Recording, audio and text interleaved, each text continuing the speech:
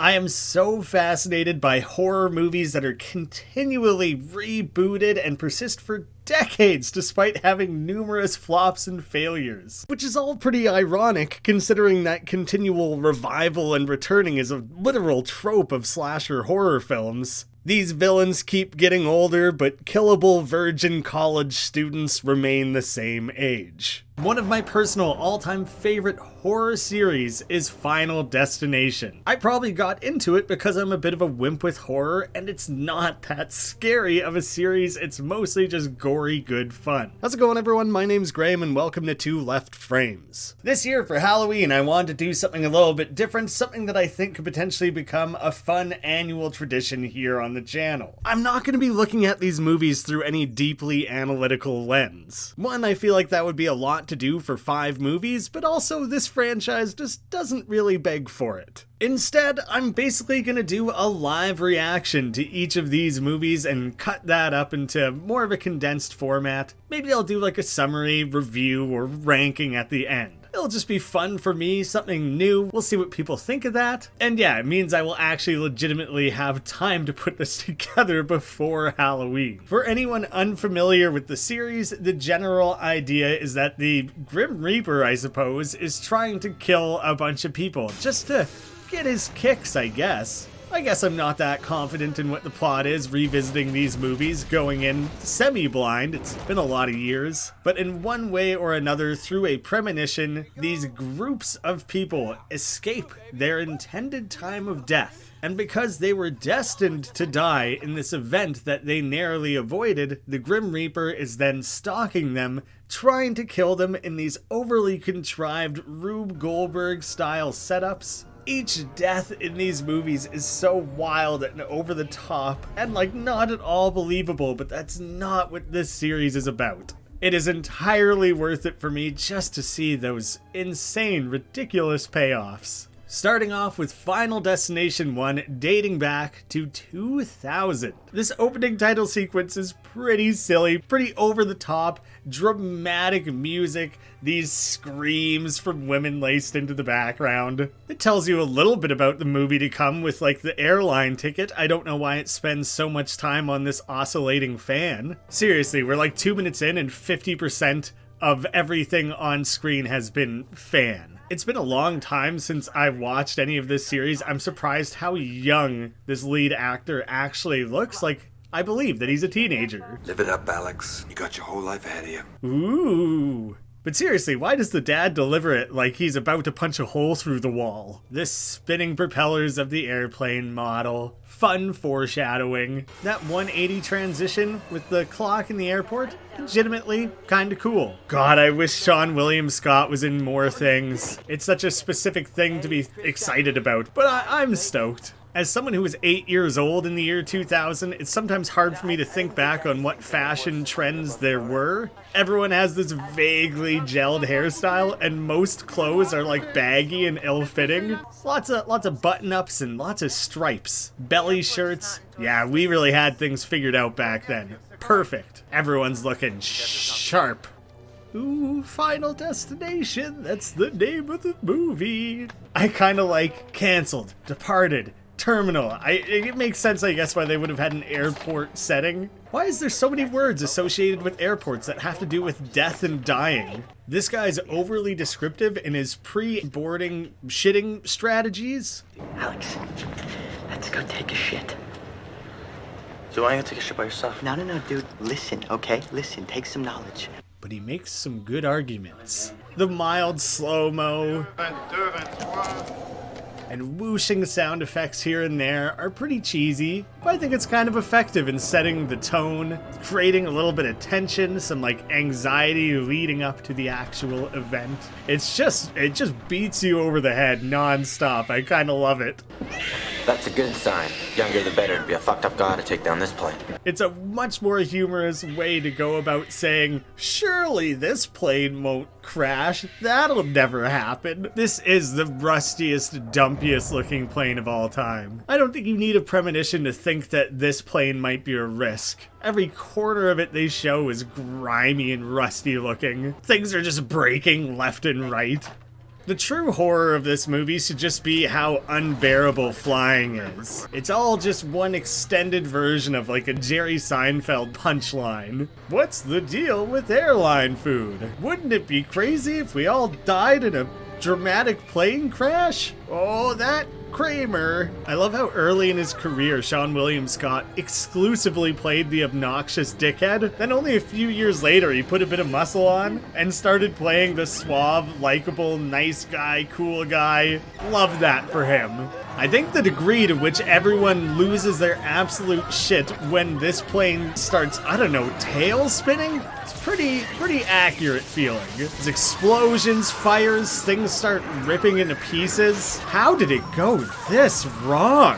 I kind of remembered this being the most tame of the deaths of our characters in this whole franchise, because it more or less came down to the entire plane just exploding front to back. People are getting sucked out of the plane.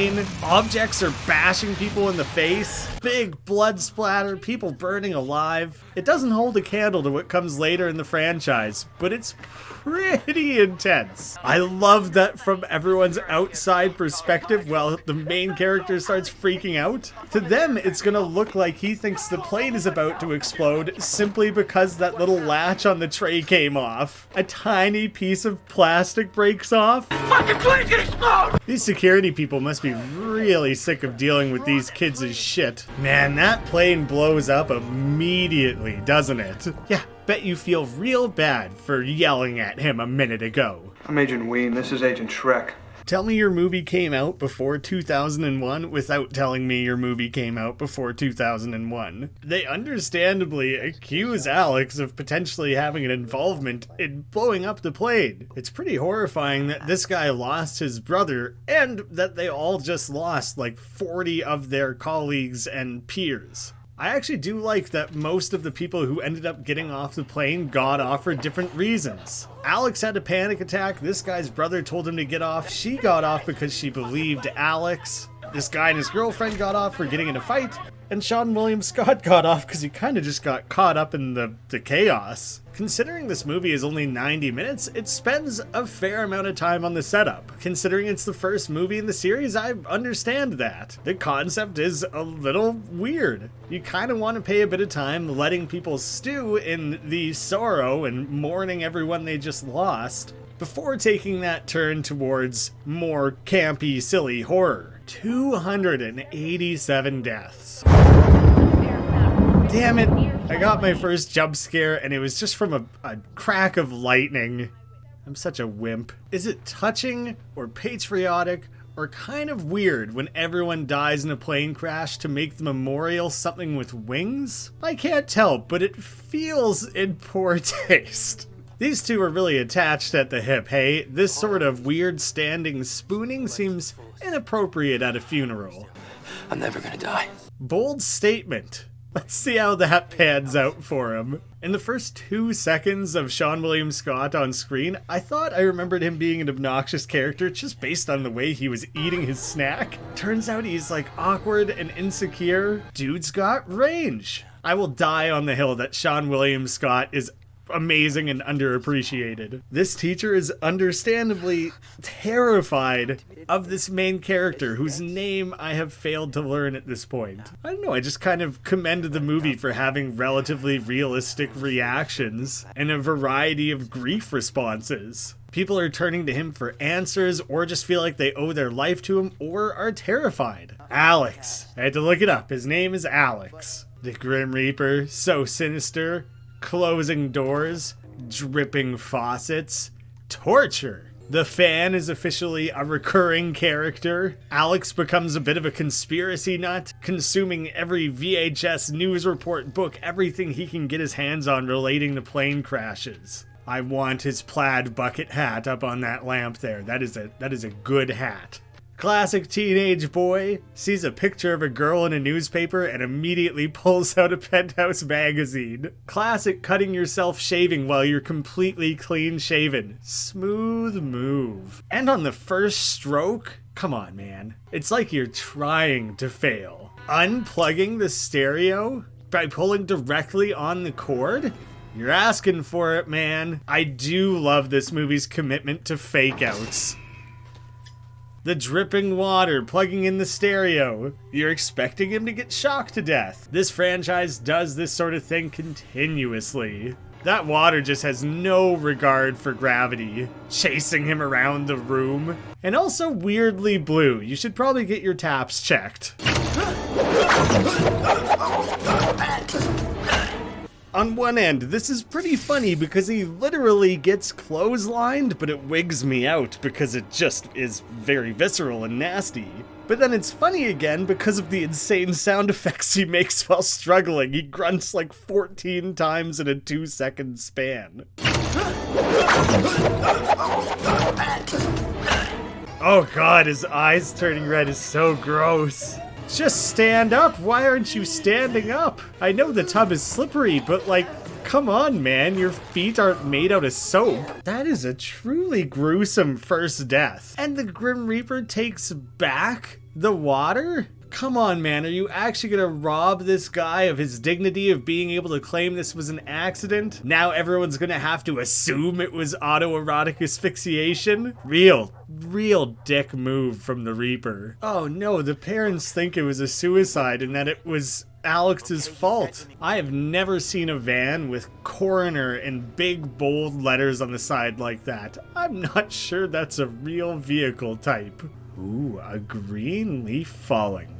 Very metaphorical.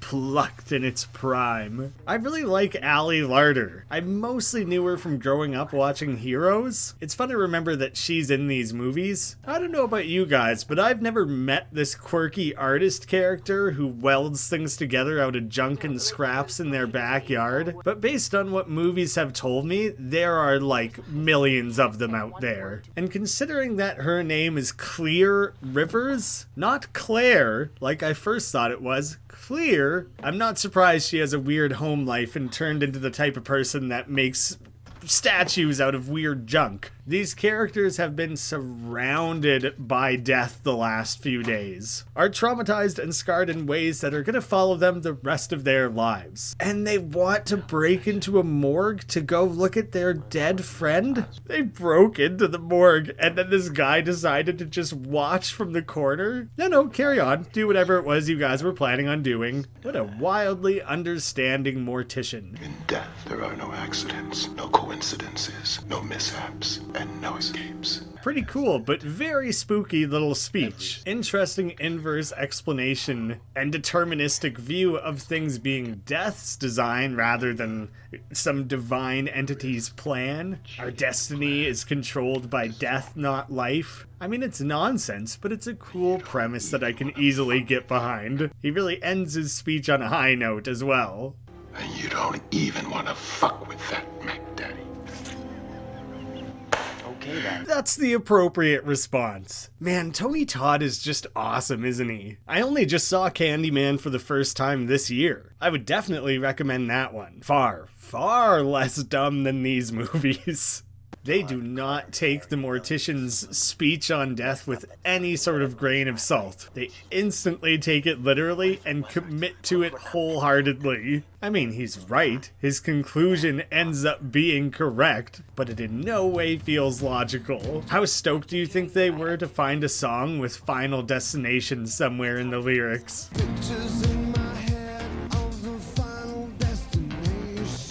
And 9 Inch Nails, no less? Kind of a great fit for such a dreary, death-oriented movie. The way they set up and tease that death is not subtle, but then the payoff is still very sudden.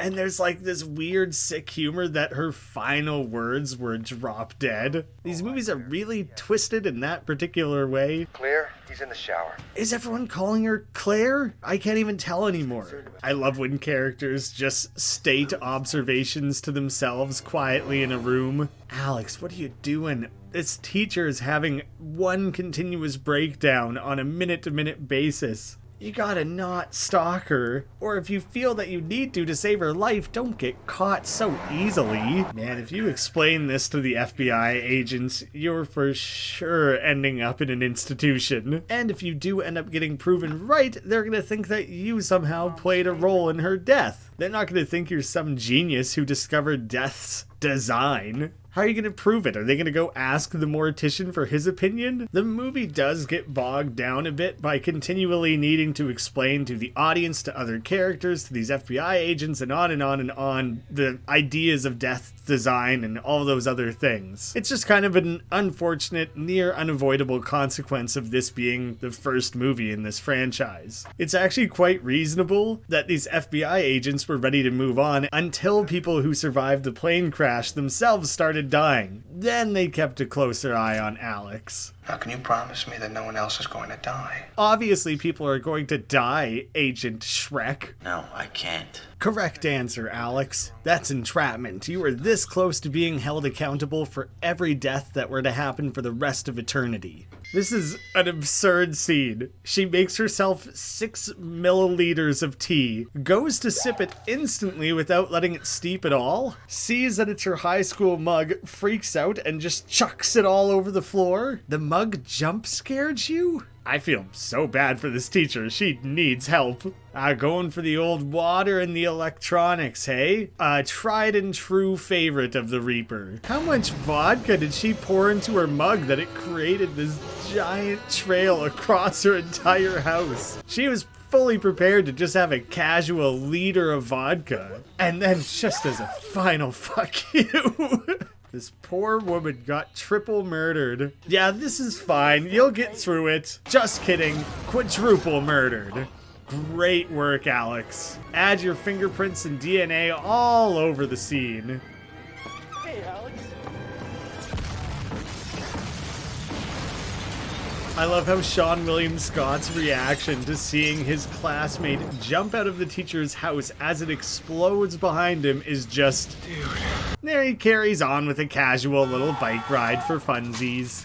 Now they obviously all do believe Alex, except for the FBI, who definitely thinks he's a serial killer. This is an interesting direction for things to go. That Carter now is starting to wonder whether or not he has any control over his destiny, but I do love that they're starting to make assumptions of how it works. You guys are all just guessing based off the word of some careless mortician who was fine with you guys breaking in at night. Maybe he was just trolling you since you broke into his place of employment. But it did kind of make it seem like he found a loophole.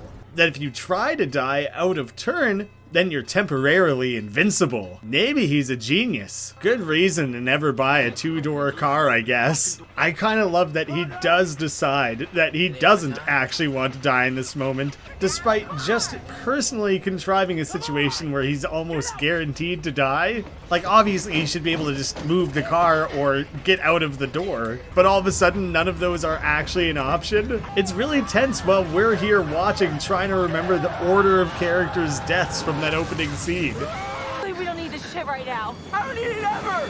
I don't need it ever. That's such an amazing sentiment. Good point. Why would you ever want to be surrounded with this bullshit? Billy's death is so sudden and gruesome. I think Carter absolutely pissed his pants, but Alex is really starting to lose his mind a little bit, going on about changing the design. He really needs to calm down before the FBI catch up with him, or they are for sure putting him away. Amazing how quickly you can be desensitized. Barely even reacting to Billy dying. Don't worry, Sean. I've reacted. I'll miss ya. The lunacy of corking these loose nails and duct taping every rickety counter and pointy surface. I kind of love that as an end point for these characters. They think they've unlocked the code and have this secret to escaping death. And apparently all it takes is making sure there's no nails to prick your finger on. You can start a fire, but it has to be in a bowl of water. Gloves at all times. You'll never see your family or friends again, and you'll live the life of a, I don't know, cat food eating weirdo.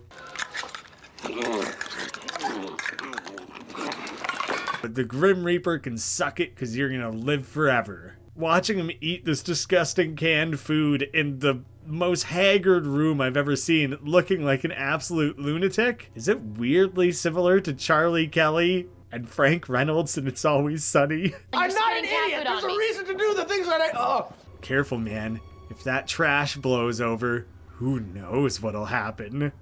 I absolutely love the absurdity of the ways the Grim Reaper has to start intricately making things ram into each other and create these catastrophe scenarios. Alex is too sharp for ya. Tetanus. Nice one. He's calling the Grim Reaper a fuck because he thinks he tried to give him tetanus. Tried to capitalize, but I caught you. You fuck.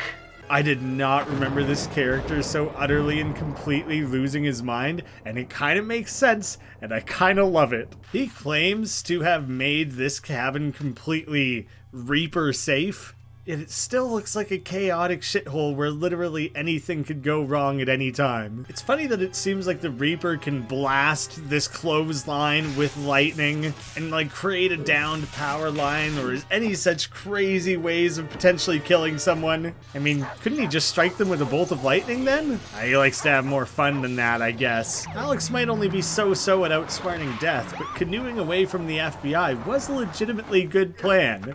Like, what is the deal with this spinning death trap? How did that even truly happen? Alex canoed across the lake faster than the FBI could drive around it? That guy's got a hell of a pair of rowing arms. This is by far the most confusing way in which Death has attempted to kill anyone. I don't think this puddle of water on the ground from the pool is going to conduct that much electricity, but I guess I don't know enough about it to disprove it. Alex nearly impales his face on this downed log, nearly gets crushed by a tree, nearly drowns. Maybe Death is just sick of it, he's hedging his bets. Nuts to these characters, I'm gonna kill them both at the same time. Or he just has so much faith in himself that his clear kill is gonna go well. You can do it, Spider-Man! So many of these attempted kills are electricity related. It kind of tells me that the writers of this movie had an interesting concept of trying to outsmart Death and try to avoid these disastrous scenarios. But when they thought of how a gust of wind could potentially ever kill somebody, what they largely came up with was water and electricity. And you know, if all else fails, fire. I think there are more fun ways they could have played around with this, that if they really had got Death's number and outsmarted him, then Alex feels he can confidently do this insane plan of trying to knock off a downed power line with a shovel because he knows he shouldn't die right now. I think that's what this moment is meant to be. I would have loved to have seen it take further advantage of that. But then I kind of like the little games that you start playing with Death where he accidentally lights the fire and he himself starts to play into Death's plan. So I think it's kind of a great final payoff of this movie. It's been a while since I've seen any of these. I hope they take better advantage of that in future installments. The fact that Alex didn't die from grabbing that power line maybe makes me think there is that weird superhuman situation where he was temporarily technically unkillable. The Grim Reaper is quite the type A, being that insistent on doing things in such a particular order. After all that, would you want desperately to go to Paris? To, you know, honor everyone you've lost? Or to never set foot in that country ever, no matter what? In this moment, these characters think that they've beaten Death's design? And what, they all think they get to live to be 200 years old now? All right, and then it was clear. He definitely called her clear. That's the first time in this movie, at the very end of the movie, that I had any confidence in that. Alex is the jumpiest man of all time, clearly having an episode. And everyone's like, oh, take care. And they are way too cool with joking about this amongst each other. Ideally, you just like never speak of it again. The final death is so dramatic and so awesome.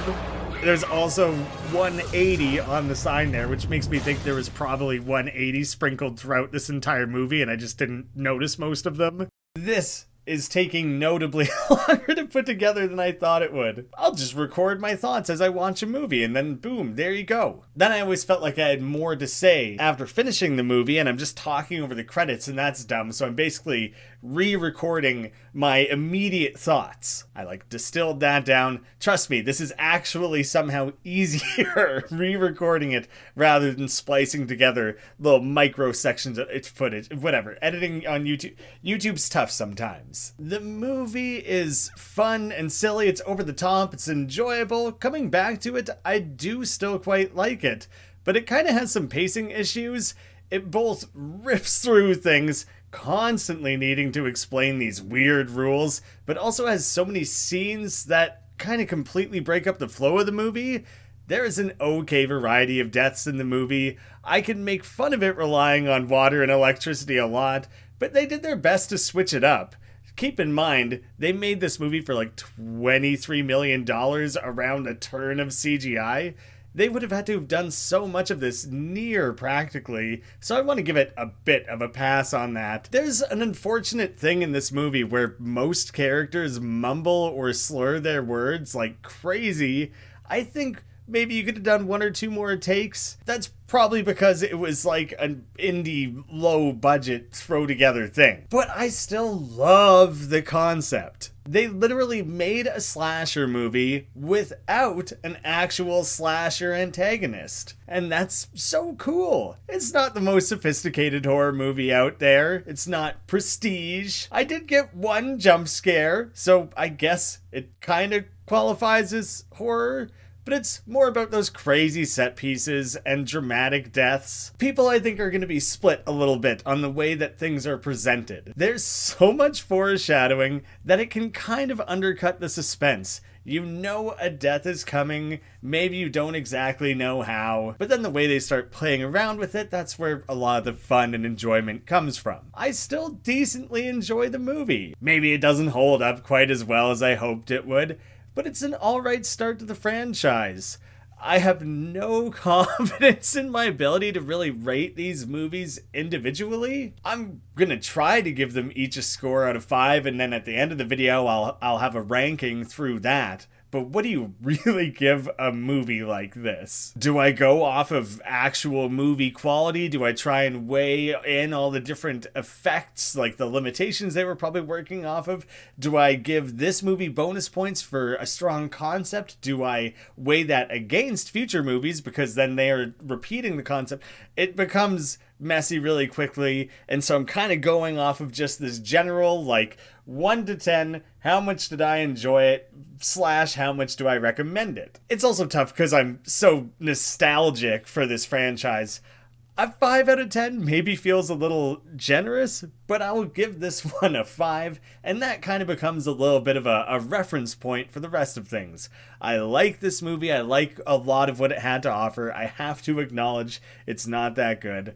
5 feels appropriate. Moving on to Final Destination 2, dated back to 2003. It's a 1-year anniversary following the events of the first movie. I am actually so excited for this one. Every time I think of the Final Destination franchise, I think of this movie. It was always in rotation on TV, and I tuned in to watch it as often as possible. I loved this movie growing up. We have a similar spooky opening sequence, just a bunch of weird imagery that establishes the cast of this movie, but I don't know if it really informs a lot of what's about to happen. There you go, tease of a road trip going on. And in the background on the TV, it's establishing that some people out there believe there was something supernatural or some conspiracy surrounding all the deaths of the first movie. So other people are aware of this whole deaths plan thing. We get to fast forward through that. It's something this movie benefits from immediately. The last movie got so bogged down trying to inform us of all these weird, intricate rules of death's plan. This movie can get right into things.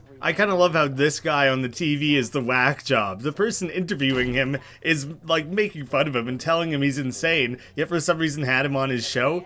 That's just good TV. This is actually a all-new director known for directing other classics like Homeward Bound 2, Lost in San Francisco, and Snakes on a Plane. At least the dad in this movie doesn't have that weird threatening aura. These kids are awful. They just are laughing at this poor homeless woman. Does this movie want me to root for them to die? Wear your damn seatbelt. I love the goofy teases and subliminal messaging. I mean, I guess it's fairly liminal. The kids on the school bus are chanting "Pile Up," "Highway to Hell" comes up on the radio. This is all within like 5 minutes of the movie starting. I think this movie kind of embraces the fact that it's a non-slasher movie. You know, we're 5 minutes into the movie and we already have someone flashing. If I remember correctly, there's a little bit of gratuitous nudity going on in this movie. This movie single-handedly ruined highway driving for me. Anytime I get stuck behind one of these big logging trucks, I just assume I'm going to die. There you go, about time. All it took was witnessing a drunk driver to remember to put your seatbelt on. Jesus, kid, what's wrong with you? The Grim Reaper works in mysterious ways. I kind of like the micro ways it's introducing us to these characters just based on the cars they drive and how they drive them. We have a pregnant woman in her mom van, this dirtbag wiping his nose in his convertible, someone racing through traffic on a motorcycle, a literal police officer. There is just no time wasted here. That is one of the major things this movie has going for it, along with being the most amazing car crash scene possibly ever filmed. Like, this shit is brutal. That car just flipped like 720 times, I counted. Not degrees, times. Yeah, Kimberly, bet you wish you pulled over to check on your car now. Every car blows up so spectacularly. No one just crashes simply.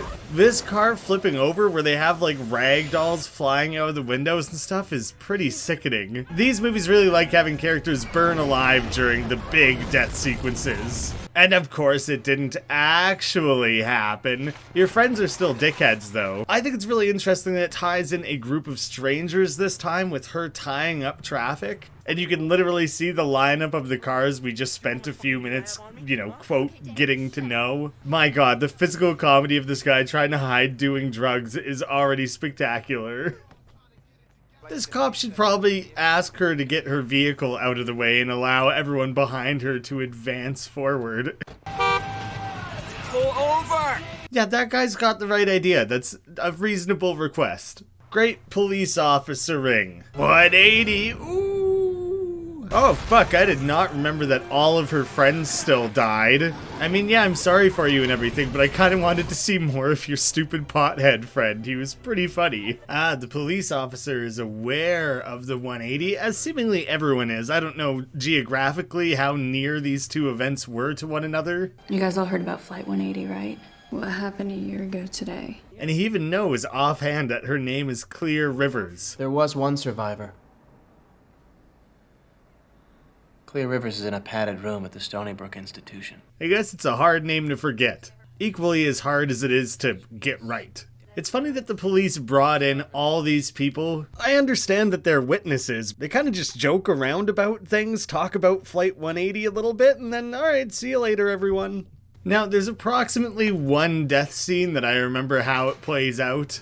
I generally remember there being more variety than everyone getting shocked to death, though. So I'm hopeful for things to be a little more interesting in that regard. Is this guy cooking fish sticks in a pan? You have an oven, dude. Are you a psychopath? The number of different things this sets up is kind of amazing. It makes sure to pay equal attention to every goofy thing. He throws spaghetti out the window. The fridge magnet falls into his leftovers. He's lighting a stove with way too much oil in the pan. He shoves his fist down into a garbage disposal. The number of things that he's trying to kill himself with here unintentionally is just astronomical. His microwave is blowing up, he's burning his apartment down, his arm is about to get shredded to bits, like nothing is going right. He manages to get his arm free, he doesn't destroy his hand through that.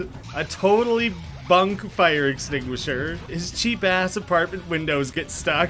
Climbs his way out the broken window, down the fire escape. Massive explosion. Sketchy ladder that won't quite cooperate. Shit, I'm lucky. Make sure to comment on his luck, and the thing that does him in is the spaghetti he threw out the window. Guess you shouldn't have littered, dickhead. And they still squeeze in one more fake out. That individual death scene takes about 5 minutes to play out. A half hour into the first movie, things were basically just starting. A half hour into this movie, they've already avoided the insanely huge pileup, and one character has had an overly brutal death.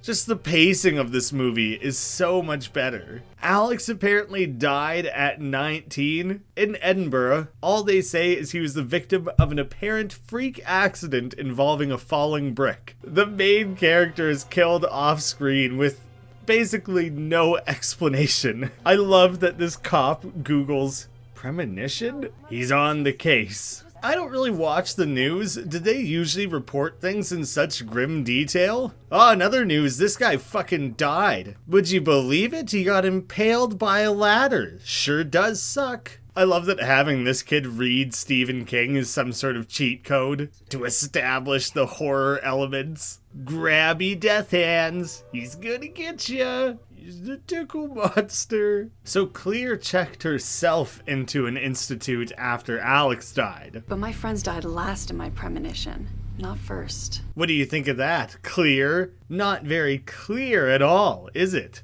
The rules have changed. I don't know why she expected that Clear would help or that she owes her anything. She helped you by explaining things or agreeing to see you at all. Isn't it very clear that the word clear's ruined. Isn't it clear that she lost in this scenario? Her life is ruined even though she survived. Why do you want advice from her? Ah, yes, smart. Bring everyone together into one room where death can kill you all together. How is that a subtle sign? Highway to Hell coming on the radio? I get that. You think you see pigeons in a window and that means someone's gonna get killed by pigeons? That's not subtlety. Ah, good old water and electricity. The #1 way to kill everyone. At least it actually looks like water this time. I do like, though, that this movie sets up so many possible things, like Death is really hedging his bets. That's far more interesting than just, there's some water, there's some electricity, you're gonna die. That actually caught me off guard so much. While he's also getting intensely dosed with laughing gas. That is like an infinitely more interesting way to die. He barely gets saved, but he really walks off that laughing gas awfully quickly. That is the most brutal death, oh god. Oh, the individual deaths in the first movie are kind of like, oh, okay, so I guess they're dead. Each one of these makes me just kind of like scrunch up into a singularity, like they just are so visceral. Should have never messed with those pigeons, man. Maybe some people will dislike the way that it keeps you guessing of what the next death is gonna be, only for it to be something you probably never could have predicted. But I think that's hilarious. It's not a mystery I care to solve. I would much rather be surprised by it all. Oh snap, Clear's here to help. I don't know how anyone's expected to know what's going on without a horribly sinister mortician explaining everything to them. It was absolutely necessary that this character be brought back. Dead, yet still fresh. He's like laughing about a dead body. He's creepier than he was the first time. Although from a storytelling perspective, especially Clear's, it does make a lot of sense that they would come back to this guy. Like, why did he have all the answers in the first movie? It's a pretty good payoff. I kind of feel like having Tony Todd in a horror movie is just kind of a fun little reference to have. The guy's a horror icon, and it's absolutely dope that he's the new voice for Venom in the upcoming game. We are Venom. It's a little strange that in this movie, she starts seeing other mini premonitions, not just signs. That kind of weirdly goes against the established rules. Seems like a bit of a reach, don't you think? I love that they explain that the pregnant lady giving birth would save them all, and the cop is just like, it sounds like you guys are making things up. This guy is so bland in this movie in a way that makes me think they just went to the local precinct, yanked a cop out of there, and put him in this movie. He's not a bad actor, he's just so plain and forgettable. I had to look up what else this Jonathan Cherry is in, and he's in Goon, which is an outstanding comedy and more Sean William Scott. I think this guy is hilarious, and randomly in the middle of this horror series retrospective, I'm going to suggest you guys watch Goon. I don't know how Clear is walking around helping them all without repeatedly having attempts made on her life. Death really just loves to take their shot, don't they? You dropped one thing, you're gonna get a canoe to the face. Ah yeah, the closet filled with sharp objects. Don't mind me just getting rid of all my spare hands. A man with hooks is gonna kill you.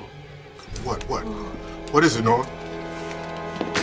Him calling her just to say a man with hooks is gonna kill her is just bound to cause panic. Why would he approach it in that way? Oh god, the claws into the elevator door there is insane. Oh god, why does it keep trying?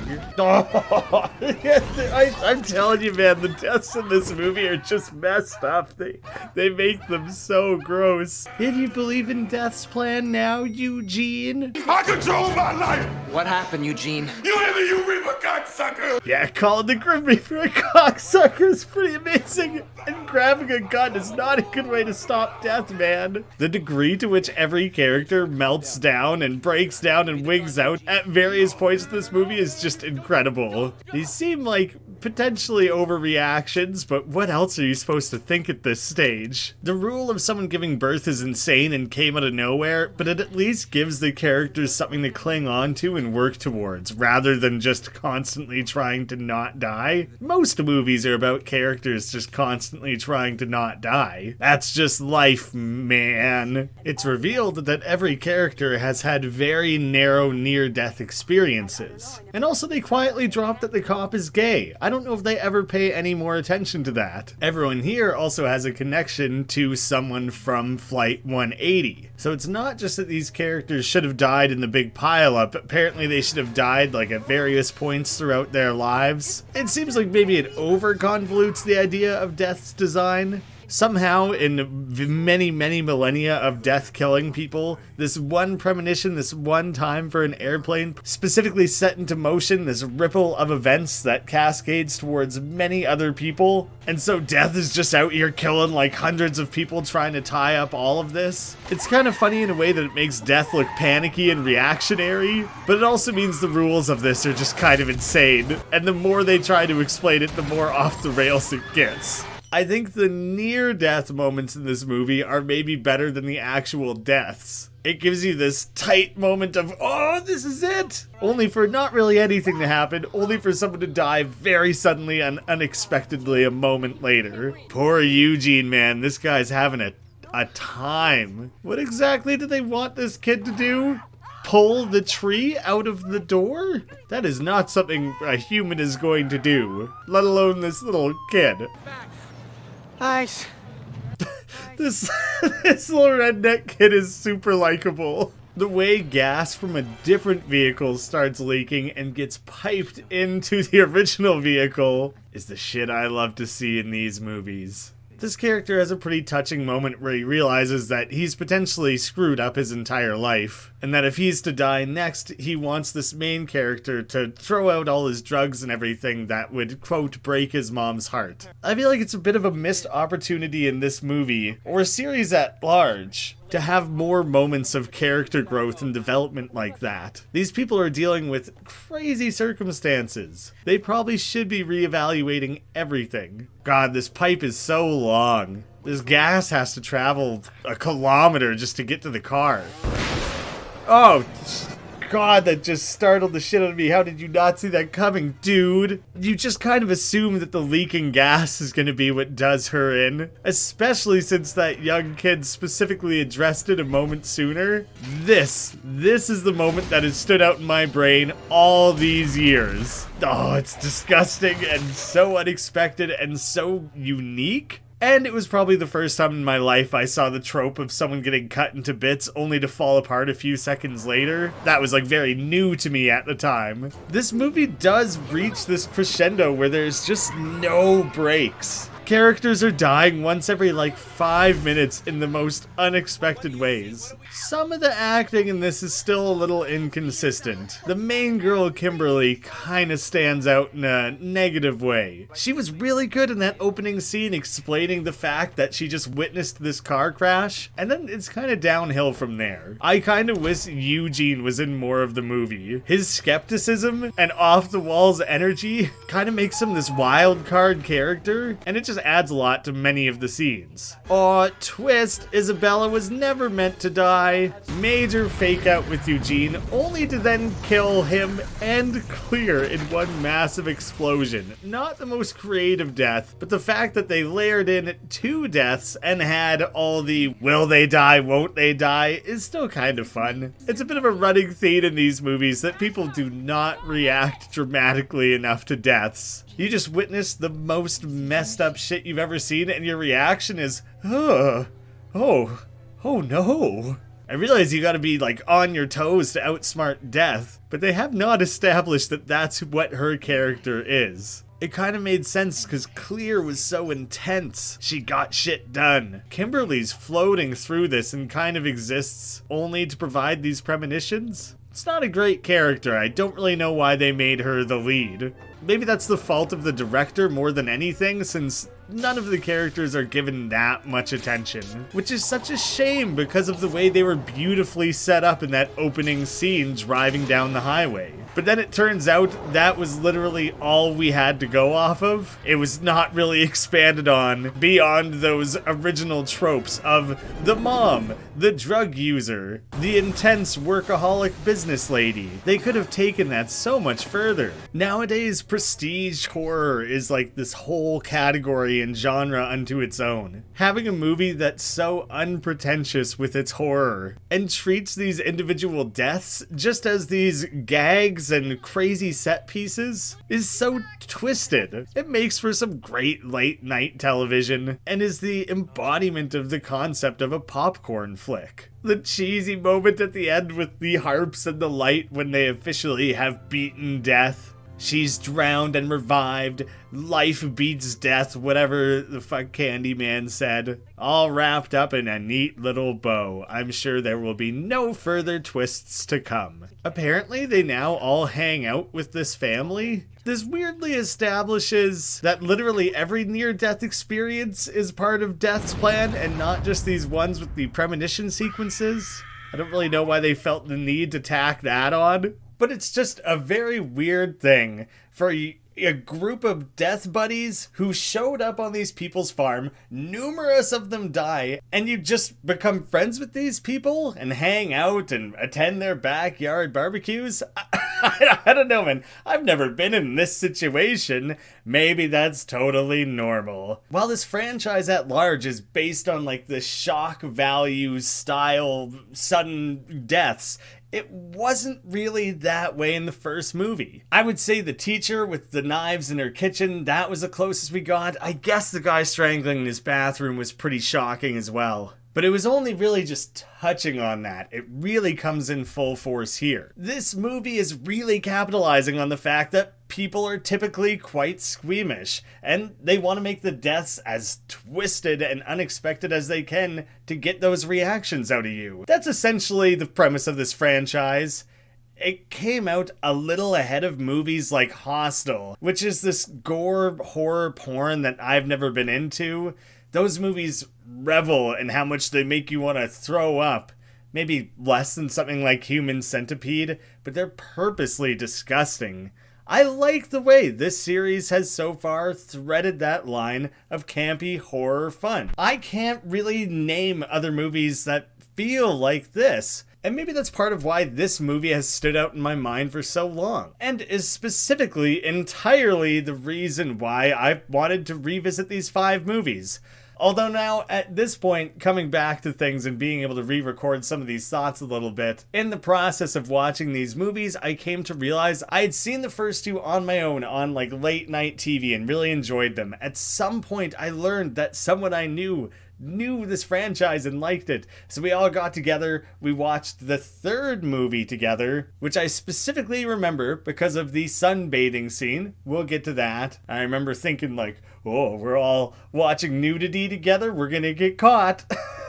I definitely hadn't seen the fourth movie, and then I had seen the fifth one once. So yeah, Final Destination 2, the notably better movie of the two. If they never get worse than the first movie, then the franchise will be in pretty good shape. Even though that first movie is pretty humdrum, okay.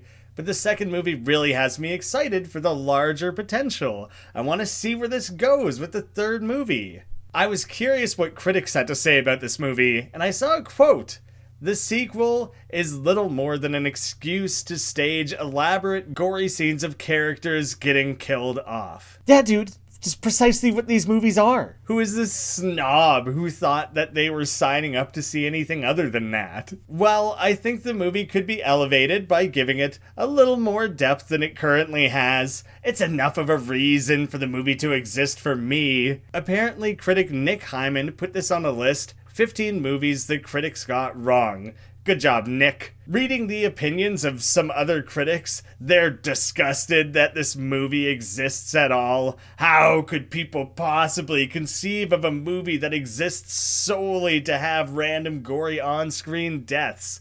I don't know, man. Not every movie needs to be Oscar-worthy. And if people were to think of this as more of a horror comedy, rather than anything that's meant to have any sort of direct layered depth, then you're kind of watching the wrong franchise. But how could anyone see this goofy, poor little farm boy get blown up by a barbecue with his arm landing in front of his mom and not realize that this movie was never meant to be taken that seriously? There is so much to like about this movie. For me, it's like an 8 out of 10. I want to give it higher, but I have to acknowledge its shortcomings. So next up we have Final Destination 3 from 2006 that actually brings back the director from the first movie. But now for some reason this third movie is entirely a standalone that has nothing to do with continuing forward the story of the first two. So for what reason they would bring back that original director, while not including the franchise creator and co-writer of the first two movies, is a particularly strange choice. These opening sequences are getting more elaborate. I like that that's become a staple of this franchise. And there's something really fun and playful about having screams layered in, coming from the amusement park rides themselves, rather than this disconnected thing that's just kind of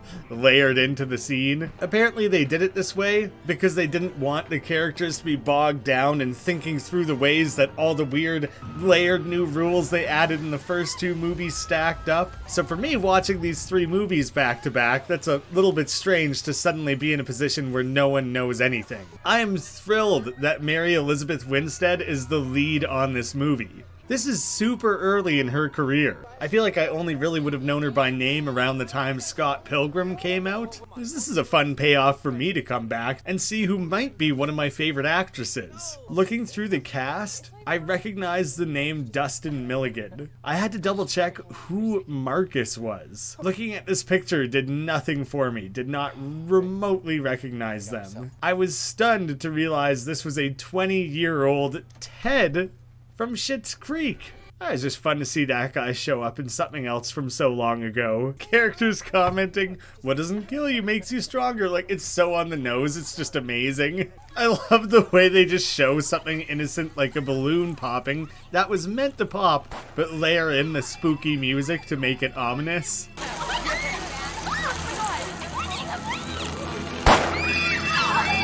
It makes me think they could make the opening parts of these movies literally anything. Any random sequence of events, layer in that music, and oh, it's gonna be something big. It's a little overused, maybe a little indiscriminate. Whatever, these are just meant to be stupid good fun anyways. The over-the-topness that the roller coaster is literally themed after the devil and hell is a positive to me. It's a sign that they're leaning into the absurdity of this franchise. Which is funny, I feel like that's something that was really developed in the second movie and not really present in this director's first movie. So I'm glad to see they've grown and are embracing the new direction the series has taken. I do love that they brought Tony Todd back yet again, but this time specifically just had him voicing the devil. You may never return from devil's light. Rather than playing this weird mortician yet again.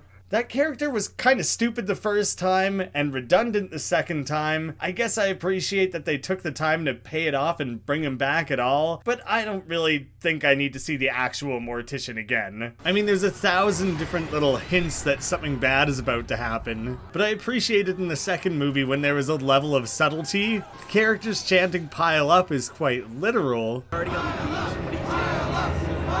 But at the same time, it only really feels like a tease until after the payoff. At least for the characters, we know what's coming. But this roller coaster telling you you're going to die, and then a sign saying you'll never come back, and then showing the roller coaster being rickety, just a little bit more on the nose than I want. Hey, just do me a favor, keep an eye on her, okay? She's kind of freaked out. I don't really know why this guy gets his buddy to sit in the back with his girlfriend. Bit of a dick move, but they don't really present it like that's the case. It's like totally normal that he doesn't want to sit with his girlfriend while she's scared. Oh, he touched the gum. He's for sure gonna die. I personally hate roller coasters, not because of this movie. It's just something I truly and strongly don't enjoy at all. I kind of dislike all amusement park rides, but roller coasters in particular just kinda do me in. I don't remember exactly how this plays out, but it's hard to imagine how everyone in a roller coaster could die in some way that is staggered the way the car crash was and not just one big explosion like the plane.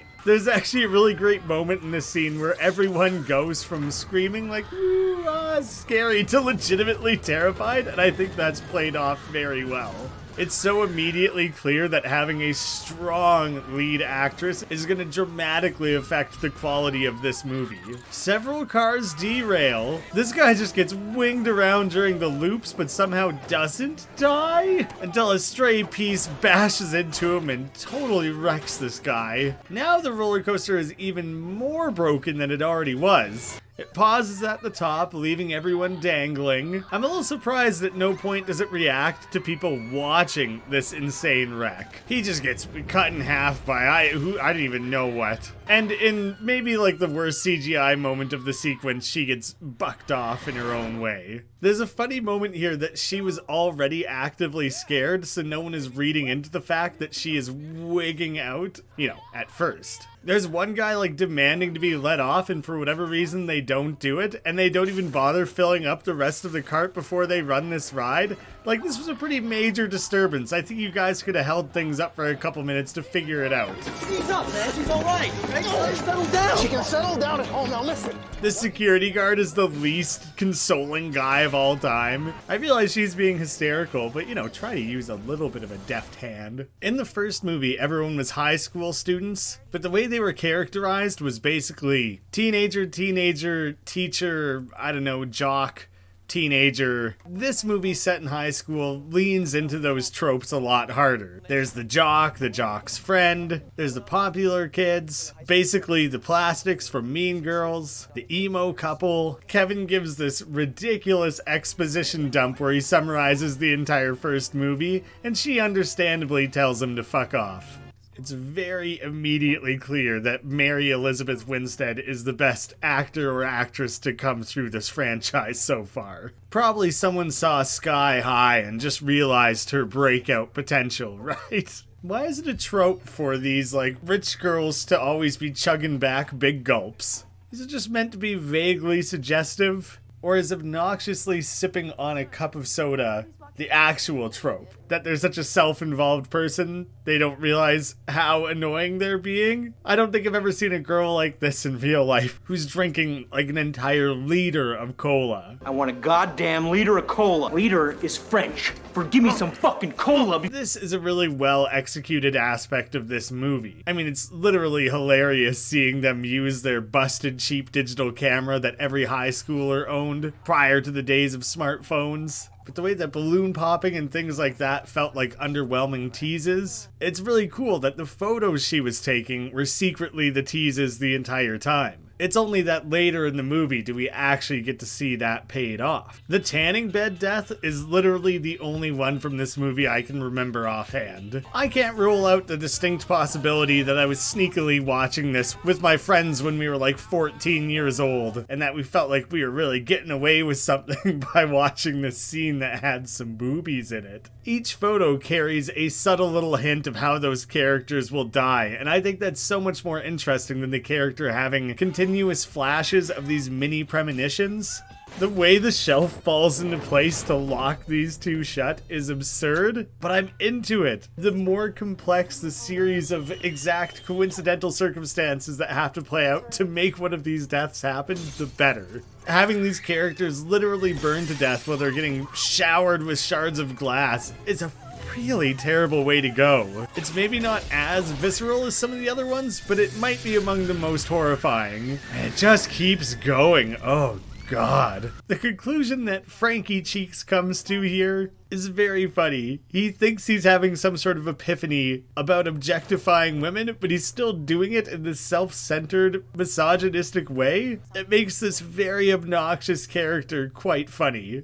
Because of the fact that they reset things, I do think this movie is dragging a little bit. We're about 40 minutes in, we've had the big setup and our first major death, and they're clearly trying to pay some attention to these characters, giving them moments to react to the insanity of the death, or deaths. I really like McKinley, going on a bit of a rant at a funeral. He's clearly messed up from all this, as you might expect. But now this is all confusing. Kevin is specifically the one who told her about Flight 180, but then when she goes and does her own research, he suddenly starts to think that, oh, maybe I shouldn't have told you about it? That's all a bunch of baloney, don't believe it? Where's that coming from? The picture hint system is interesting because it indicates there's only one way these characters would or could be killed. It's not just a matter of the order they were going to die in, and then keeping an eye out for specific signs in the moment. There's a little bit more of this predestination thing going on, where the specifics of how they were killed seemingly can't change.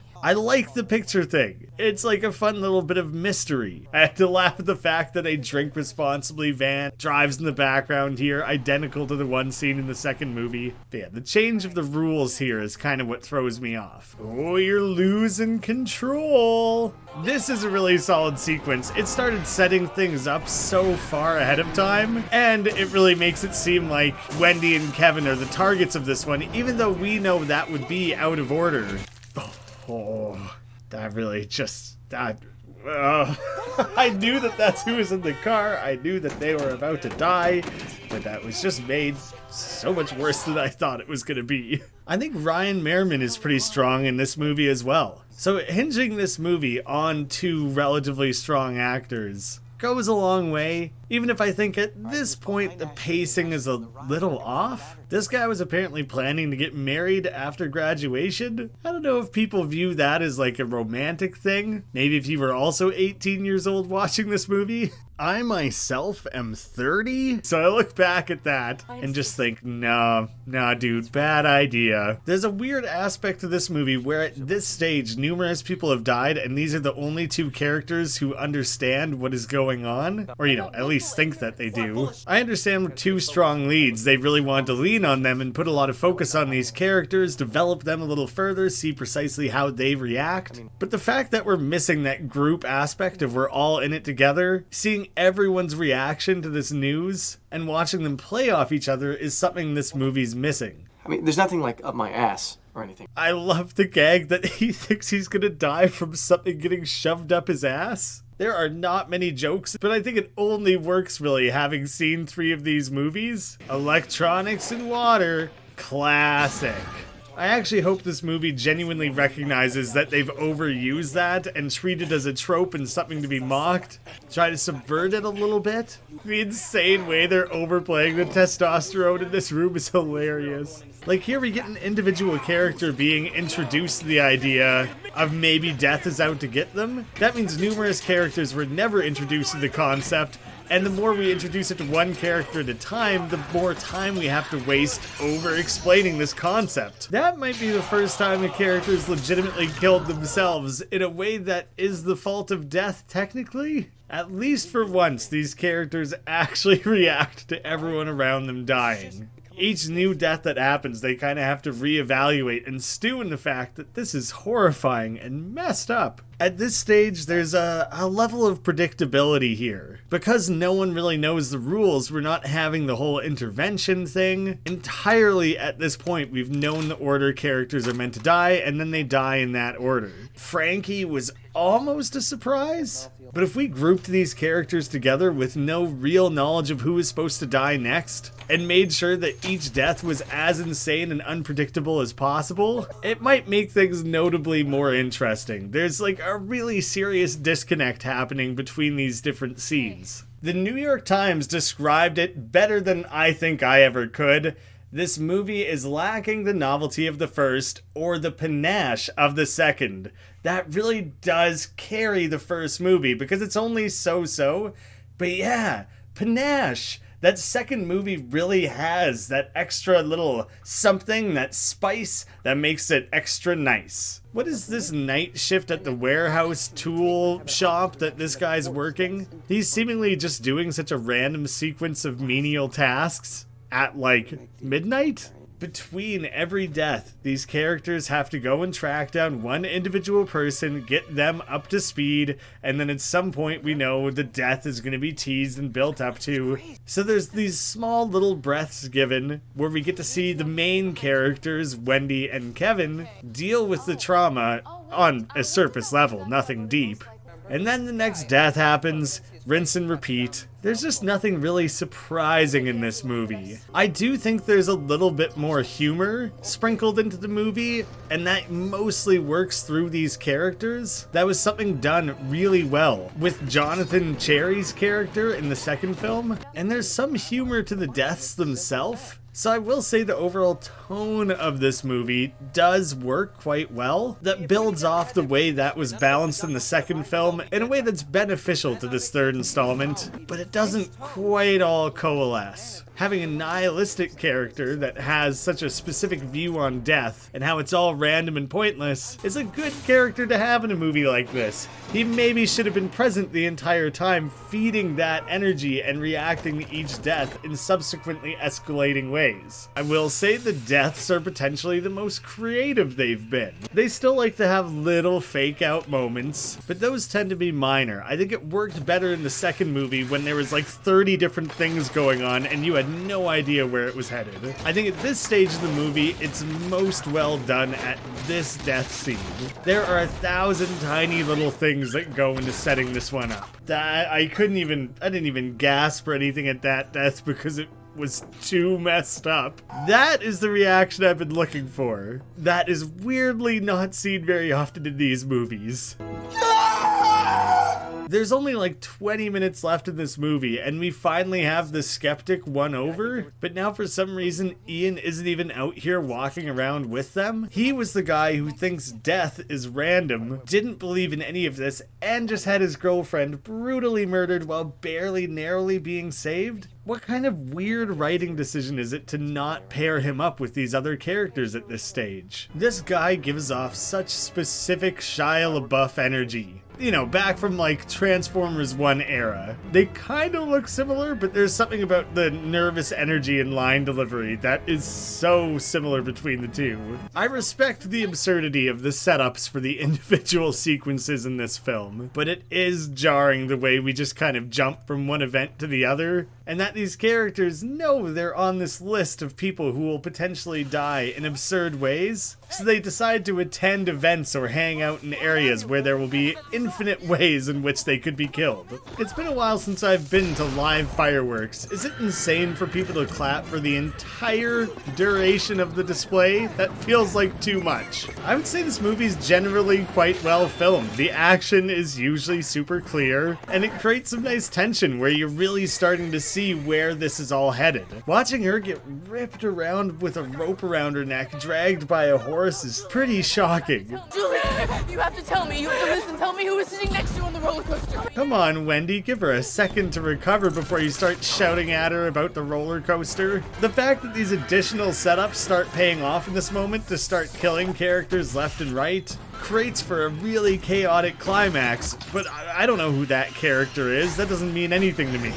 This actor from McKinley is actually really good. He looks a little bit like Jared Leto. I bet he could have played a better Joker, honestly. I'm okay with Ian not being present after Aaron's big death scene, if the entire point is that it basically sent him down a villain arc.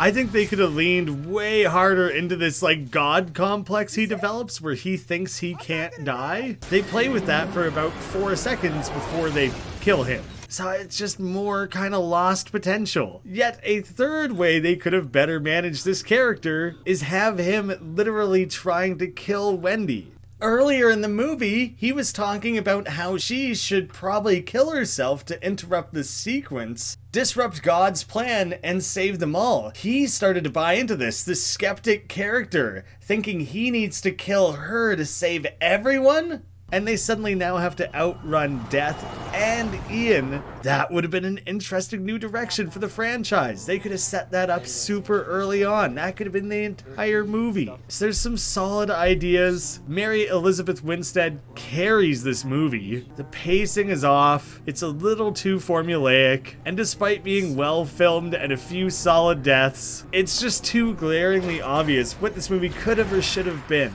I think because it gets going a little faster and doesn't spend nearly as much time on exposition as the first movie, it may still be better than that one, although it suffers from a new expository problem of re-explaining its premise to every single character they run into. I think it does fall firmly in the middle at this point. I have no idea why at this stage in the movie we did a time jump. Like, why did she manage to outrun Death for this amount of time? Her and Kevin? That makes no sense. This is Booth Street. Next stop is Osborne. Into the line. Bringing Tony Todd's voice back yet again, and having everything on the subway be a tease or a sign is well done. But completely changing everything and cutting out Kevin's character at this stage, I don't follow it at all. Just why? They coincidentally all run into each other and aren't immediately weirded out by that? I mean, she understandably is, but he isn't? I think your guys' lives are kind of inseparable at this point. I don't know, I guess they don't know the full set of rules. They think they've won and escaped it. But they dedicated a lot of time to Wendy and Kevin specifically researching the events of the last two films, so they should understand that quite well. I guess we have the fun of having two major catastrophe sequences in one movie. Really leads to things being wrapped up in a tight little bow. It's a premonition all over again, but it's a little bit haunting, I guess. But it's kind of strange because we know that they can't do anything to stop this one, and it's such a strange tack on. Like, the movie was right in the middle of things, suddenly we jump forward and then pick back. Why? Why did we do it this way? What is the point of doing a time jump if then you abruptly end things like that? They really there's a gap missing there, like that. There's no point. Or like, if you're gonna make the time jump, you have to make it more meaningful somehow. There wasn't even really a reprieve in the middle. The characters just kind of had to tell us that things had been going well for all of them. Surely there were better ways to show that. It's a weird fizzle for this movie to end on. Yeah, I guess it's smart to kill everyone off at the end, but why couldn't we have had the big county fair kill most people? If not everyone, I don't know. I think I'm less forgiving of some of the things in this movie than I am with the first. Like, there should have been some lessons learned along the way of how to navigate this particular form of storytelling, how to really pay it all off satisfyingly. And it just kind of seems like they randomly decided to end the movie because they ran out of allotted time or maybe things to say or do. You can kind of just feel that they stopped caring at this point. I don't know, let's just jump ahead 5 months and then they all die in a subway. Sure, why not? That'll be explosive and elaborate enough for people to not notice that it's completely disjointed. Maybe there's just a sense throughout this whole movie that they didn't care that much about the story. The strong acting can trick you into thinking they cared about the story, but considering how pointless the moments are in between the big character deaths, it's really clear they just kind of slapped some ideas together. Still a relatively entertaining watch. It's visually of a higher quality than the first movie, and that really comes down to, I think, cinematography and things maybe being a bit better filmed, or just the quality of the cameras, things like that, because there's some pretty jank CGI that brings that back down again. It's also interesting to think that it's the same director as the first, so we're maybe potentially witnessing a little bit of their growth. It shows what they were actually capable of,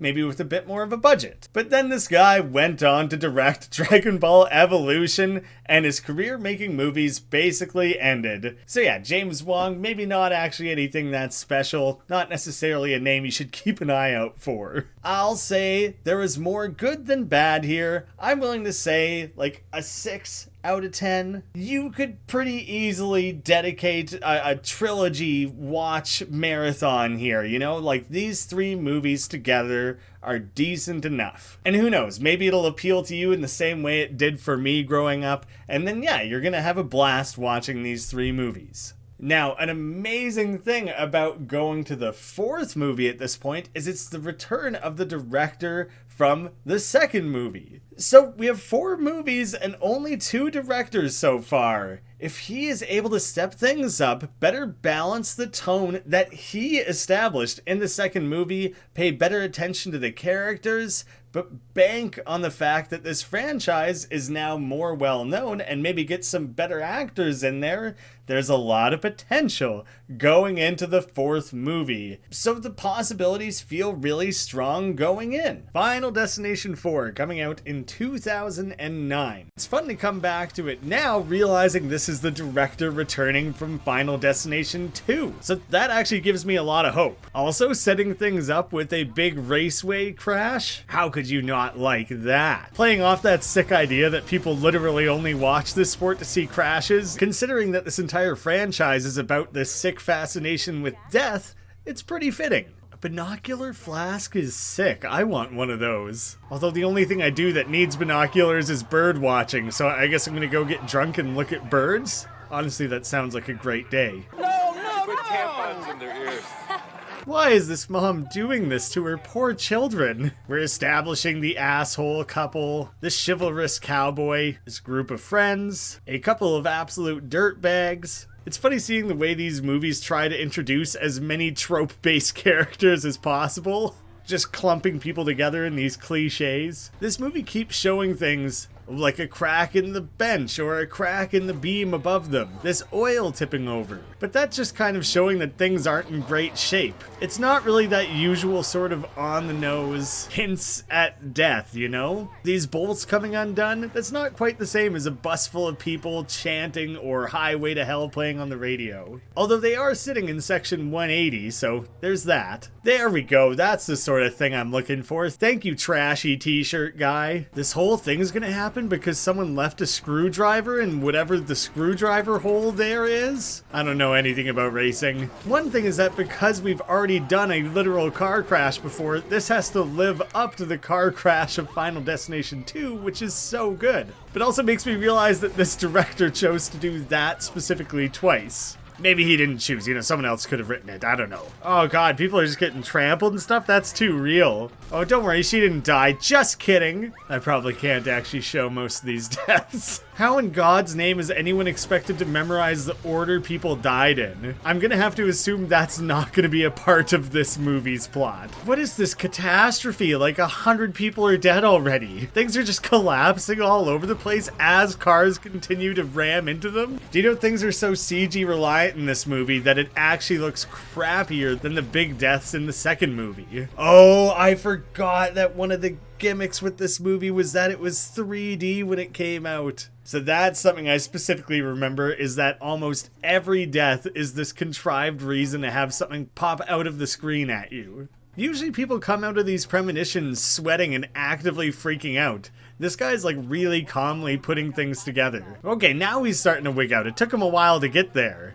It's weirdly like the premonition didn't actually rattle him. There was actually surprisingly few car crashes during the giant car crash scene. It was mostly big slabs of concrete crushing people over and over. Poorly CGI'd slabs of concrete. Concrete? That's concrete, baby. Concrete. Concrete. Funk yeah, concrete. Concrete. No, they immediately just decided to kill someone 1 second later. Oh, I forgot this was the final destination. I kind of like that this opening sequence is referencing old deaths, considering how many of them were so absurd. That's fun for people who've actually bothered to watch all these movies. All 7 of us out there. There is some whiplash going from the third movie to this one and just instantly realizing the acting is not going to be up to par. I realize well-known actors aren't going to want to do this cheesy horror movie, and it's almost impossible for a casting director to find top-tier talent with every individual movie, but getting that main character right does kind of dictate a lot of how the movie's going to be. I think there's a news report on the TV explaining how amusement parks are dying out, and I wonder if that's because of a massive amount of people dying in the previous movie. So I think it's in the pro column that we have a group of friends immediately talking about this together, trying to sort out exactly the rules of this together. So I'm curious how they're going to learn the rules. It was McKinley Speedway, so we're throwing out a reference to the third movie. I like that. People didn't have a Dr. Xavier with them to tell them to get out of the way. Dr. Xavier? He doesn't see the future. What a poser. I wanted to thank you. You're a hero. The family is out here calling him a hero, saying he saved everyone's life. Oh, at least the redneck's accusing the security guard, not the main character. Although, really, he shouldn't accuse anyone. He also thinks the main character is a freak. So the redneck is embodying 2 common reactions at once. Look at this. An overly complex vision that throws as many things outward at the screen as possible. What's wrong? I just had a really bad nightmare. I just had a really bad nightmare. I'm sorry, man. This guy will not be able to carry this movie, that much is clear. So apparently this guy agreed to direct the movie after James Wong was unable to direct because of conflicts with Dragon Ball Evolution. Really got his priorities straight. But I'm also laughing at a comment I saw where this director agreed to do it because he liked the 3D gimmick, and he and one of the main producers agreed that they should use it to add depth to the film, and they said that unironically, instead of just, quote, something popping out at the audience every 4 minutes. I'd say so far they failed on that count. That's literally all they've used it for, because that's all 3D's good for. I hate 3D movies. So the redneck character got drunk here and I think was planning to tow, like, the security guard's car or something. Okay, this movie is funny in ways that it shouldn't be. Oh, goodness, no, the acting is wall-to-wall bad. You remember that redneck from the racetrack? He's dead. What? Nick, get in here. Is her friend still on the phone? She hasn't said anything to her in minutes. Maybe the 3D used in those visions is slightly better. That first death was seeming like a fun setup, and the payoff was great. But it was weirdly rushed. Like, I love when it takes that guy 5 minutes to escape from his apartment, all for it to go wrong anyways. This whole thing played out in like 30 seconds. kids just throwing rocks at a sign for the hell of it? That's the most believable thing that's happened in this movie. What are you kids, stupid or something? I love that this guy just calls these kids stupid right in front of their mom's face. And she doesn't even say anything because she knows it's true. Someone got killed on his block, dragged down the street on fire. Isn't that terrible? That is a terrible synopsis of what happened to that man. Why would you assume anyone would remotely understand that sentence? With Better Call Saul having recently wrapped up, it's pretty funny to see Francesca appear in this. Credit to this movie for not using water and electricity. Yet. But I'm not ruling it out. I can't wait for a rock to fly at my face, and then that ceiling fan to fly at my face, and then the scissors to fly at my face. Okay, the hairspray ending up in the flattening iron is pretty legit. Curious where that's going. Jeez, these kids are just a wreck. Hey, it didn't actually fly at my face. Unclear though why Death kind of missed his shot on that one. Usually it always works unless someone specifically intervenes. Here goes the rock. Oh, that's so sudden and pretty brutal. The irony of it is pretty funny that it was legitimately the kid's fault. Yeah, not really funny, haha. Nick had a really strange dream. Great. I'm glad I canceled my golf game for this. Good. This guy's the best part of the movie. It's a funny line and delivery, despite the fact that I think you can hear this guy botch the line. I'm glad I canceled my golf game for this. Good. No, he's a bit of a dickhead, but I like the way this actor is pulling it off. So he doesn't remember who died in what order. That makes sense. Nick is babbling about how Death has their number and he's gonna start killing them in order unless someone intervenes. Like, where did he pull that information from? My least favorite part of these movies is where people have to relearn the rules. That's why number 2 worked so well. We had Clear there to kind of exposition things and speed it up. And I realize they're speeding through it again here, but it makes it into nonsense. So we get a vision with a random series of hints. Characters then talk about the vision that we just saw. Now the next scene will presumably be setting that up. Then someone will die. Characters will vaguely sort of react to that. For a franchise that suffers from being formulaic, this movie is presenting itself in this tight formula where it's like a rinse and repeat cycle every 10 to 15 minutes. It sucks to see the guy who set the bar for this franchise falling into this trap, making the movie feel so repetitive. It's even the same writer who wrote the second movie. I don't know why they lost touch with the franchise so dramatically. The security guard is letting them review the footage to try and figure out the order they died in. Why would he allow that? Every time these characters are separated in the franchise, they have to spend time tracking each other down, which is never as hard as it seems, and they have to try and get them up to speed, telling them they're about to die. And then they always make it there just in time to watch that character get killed. I think I'm repeating criticisms I had for the third movie, but the group who survives these catastrophes together needs to remain together so we don't need to repeat so often. I suppose this creates a circumstance where we can have different settings for all this to take place, whereas if they were in a group together, you would have to create reasons for them to go to a body shop, and that's kind of strange. But this is a horribly disjointed narrative.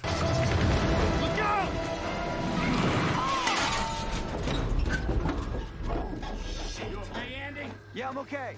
The fake out for that death was pretty great, even though I don't know if the actual death makes a ton of sense. But the setup, fake out, and eventual payoff all happen in the span of like 1 minute. Now they have to go find their next friend and re-explain again, and try to convince an entirely new person that these series of deaths are connected. Is it obvious that I'm frustrated with this movie? I'm pretty frustrated with this movie. I kind of wish I wasn't watching it. I'm not the one to walk out of a theater, but if I threw this on TV randomly, I probably would have tapped out at this point. Oh, the tease here is a car wash and some electricity.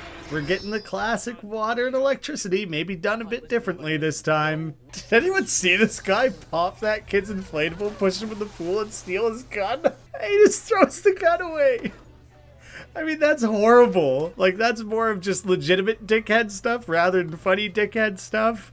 But just like, how did no one see it happen or care, I guess? She decided to go to the car wash before she figured out if her sunroof was fixed. Why did it zoom in on that sign for so long? Okay, I had to go back. Antenna down is a thing? Antennas go down on cars and some car washes require that? Maybe that's super common. I've just never experienced it and it just threw me off. So yeah, that's why no antenna, I guess. Because it might fly into the exposed circuit board. Something that for some reason exists immediately next to all of the water and cleaners. Not tucked away in a separate room where it won't ever get wet or have things flung into it. Of course not. For the record, I worked at a car wash for like 3 years. I guess that's kind of important information. That's why I'm being so critical and know-it-all-y about a car wash scene. The pipe breaks and it's just filling her water? She's gonna drown in a car wash. That's insane. This actress is actually going just believably buck wild. Here's where we're starting to get long-term payoffs. A while ago, this guy accidentally turned on the drain, drops his coin, goes after it, and gets himself sucked down into the drain? We have 2 characters simultaneously nearly drowning? What is even going on here anymore? This death is so drawn out and over the top that it's so far the standout of this movie. Like, so many things are going wrong for this woman, and it took so long to build up to. That's what I'm looking for in this franchise. This scene would be a little bit horrifying too if it didn't become a weird joke in a recent season of It's Always Sunny. Guys, I almost forgot. Do not go near the pool drains, no matter how good you might think they feel on your butt. I didn't expect rewatching these movies to make me think of It's Always Sunny numerous times. No! My face is gonna be so clean. Would that have killed her? Aren't those just made out of like soft, spongy material? In what world did you think you would be saving her by smashing into the front end of her car? From your outside perspective, how could you possibly perceive what was going on? And how did the jolt of that not like decapitate her? Holy shit. This guy's holding his breath for a long, long time. And there's the irony actually that he turned on the drain himself. Oh, what the fuck? Oh my god, I think the drain just ripped out his insides. I don't know if that's how pool drains work, but I'm gonna have to assume it is forever now. I'll never swim again. This security guard, who we've never spent any time with at any point, is basically saying he's okay with dying. But this movie somehow has the least emotional stakes of any of these movies, and that's saying a lot, because basically none of them have emotional stakes. Ooh, we have a helpful gust of wind for a change. This is dark. Like, it's barely even humorous, but there's something to it. It makes me feel like Groundhog Day. This guy tried to kill himself at least 3 times and nothing worked. I think congratulations are in order. Oh, thank you. Nothing 3D had happened in a while. I appreciate that. Instead of just, quote, something popping out at the audience every 4 minutes. I'm just thankful that we have our whole lives ahead of us, yeah? Oh, funny you should say that, main character. Shocking how you think you've just fully beat this all of a sudden. But the confidence is just through the roof. It's stunning, really. There is like 20 minutes left in this movie and they're wrapping it up as if it's already the finale. Everything is resolved. Good for them. Psych, new vision. Ooh, the cowboy actually survived the big crash. But does that mean death never meant to kill him? Or that he was technically rescued? Anyway, big old tub flooding with this racist grandpa's room. Which, like, I don't really know why they felt the need to include that comment. You know how many of your kind I killed in Korea? I'm Chinese, sir. Same difference. But we're setting up some classic water and electricity doom. You guys are just talking about destiny and killing yourselves and death and everything in this elevator full of people? No wonder everyone's giving you weird side eyes. But why would the writers include that scene and then not make more of an actual joke out of it? Looks like you guys got there just in time. Nope, just kidding. I feel like that commentary is no more clever than Borat. This suit is black nut. Electricity not needed. That one was weirdly sudden. Don't really know, no setup or anything on that one. Weird that they spent like 1 second trying to make us care about that character. The abrupt deaths can be fun, but it kind of minimizes things a little bit. It just makes me think like, well, why isn't death just smacking buses into every one of these characters? People cross the street like 7 times a day. I like the idea of the characters being overly paranoid and being scared of mundane things like escalators. They should be leaning into that so hard. Having them try to live their lives while being scared of every step they take. Pump this movie full of like 100 fake outs that we don't see every next death coming so obviously. At least there's some other big thing being set up here that I can't quite foresee. This movie's really 50-50 on that sort of thing. So they actually went to a movie theater to watch a 3D movie. It's meta in a way that I don't enjoy because I hate 3D movies. There's an interesting thing going on here, though, where a different character is having a new premonition that's mimicking that original one. That's a cool premise. Small little things like asking this guy to move his feet or someone shouting down in front. Down in front, asshole! Down in front, asshole! That's the first sign of good writing I've seen in this movie. It's just interesting and well executed. Something's wrong. Yeah, no kidding. The person next to me won't shut up. No, I'm serious. Something's wrong. She's spending an awful lot of time explaining how she thinks something is wrong, rather than not just immediately bailing. Theater 13, ooh. Strange that she was willing to die for this movie. I do think it's genuinely quite hilarious to have an actual explosion occur in a 3D movie featuring an explosion at that very moment. If this movie were a tiny bit funnier and a tiny bit more tongue-in-cheek, it would show one person in the audience like looking at their hand, like testing their depth perception with the glasses, being all like, oh, it feels so real. Maybe that's too silly for this movie, but I would have loved to see it. I don't know why this movie theater is also a gas factory. I know from Inglourious Bastards that film reel is very flammable, but like, what is happening up here? Oh, and now realizing that the escalator was a tease is actually kind of great. Oh no, I hate it. I hate seeing it though. Don't show it. Is it necessary to make escalators out of complete death traps like that? Oh, the whole sequence was a whole new premonition. Okay, so that is new. Double premonitioning one of these movies. So in the third act here, a few new ideas are coming into play, and I give it some credit for that. He tries to find the source of the problem rather than just evacuating everyone.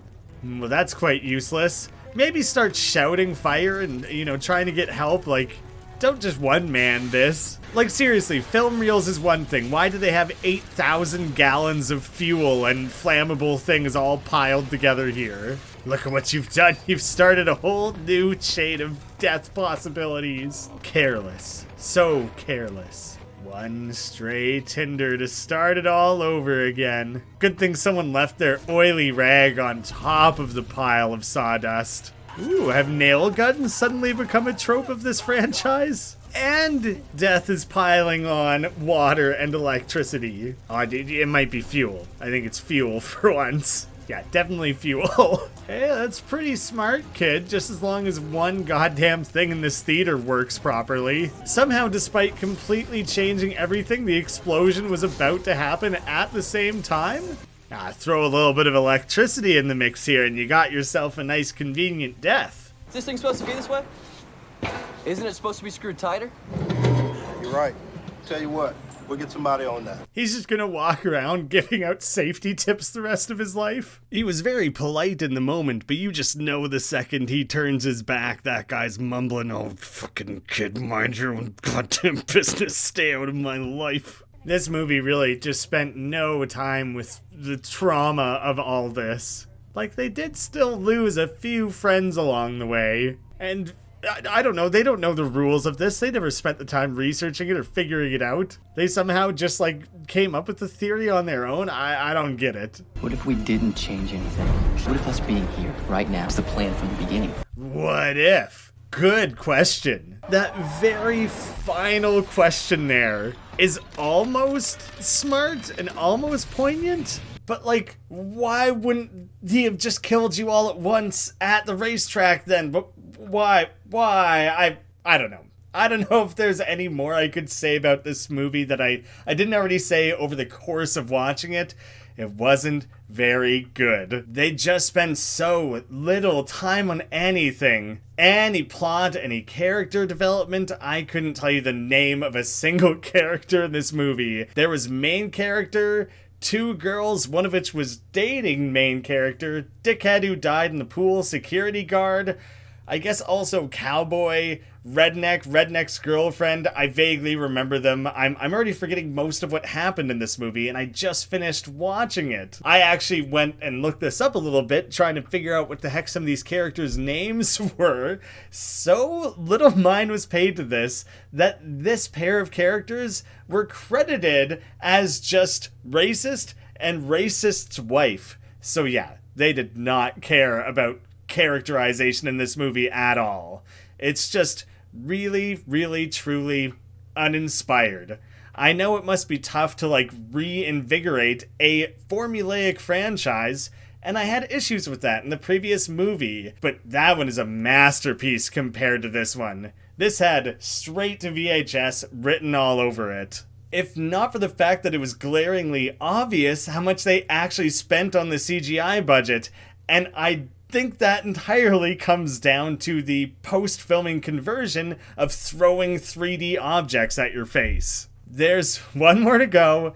I'm not that excited for it, because that was a slog. But we have an entirely new director and a writer who actually has a few decent credits to their name. I mean, there's some garbage mixed in there too, but I have to think that the guy who wrote Arrival and was nominated for an Oscar for Best Adapted Screenplay could put together anything more competent than what I just watched. Having just watched that now, I'm now confident that was my first time watching this movie, unfortunately. Or, maybe fortunately that I don't actually have to watch it twice. This movie was more bad than good, and the bad stuff was really bad. I don't know, it's just bad.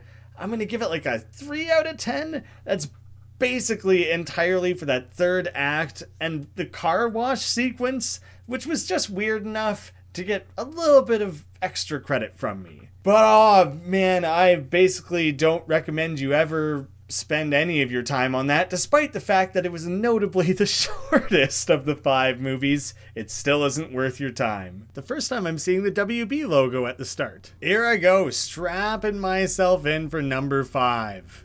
Here's the New Line logo I was looking for. I was starting to miss it. This one came out in 2011, the shortest time between any 2 of these movies, weirdly enough. For the record, I do not recommend anyone watch the 8 hours of this franchise in the span of 2 days.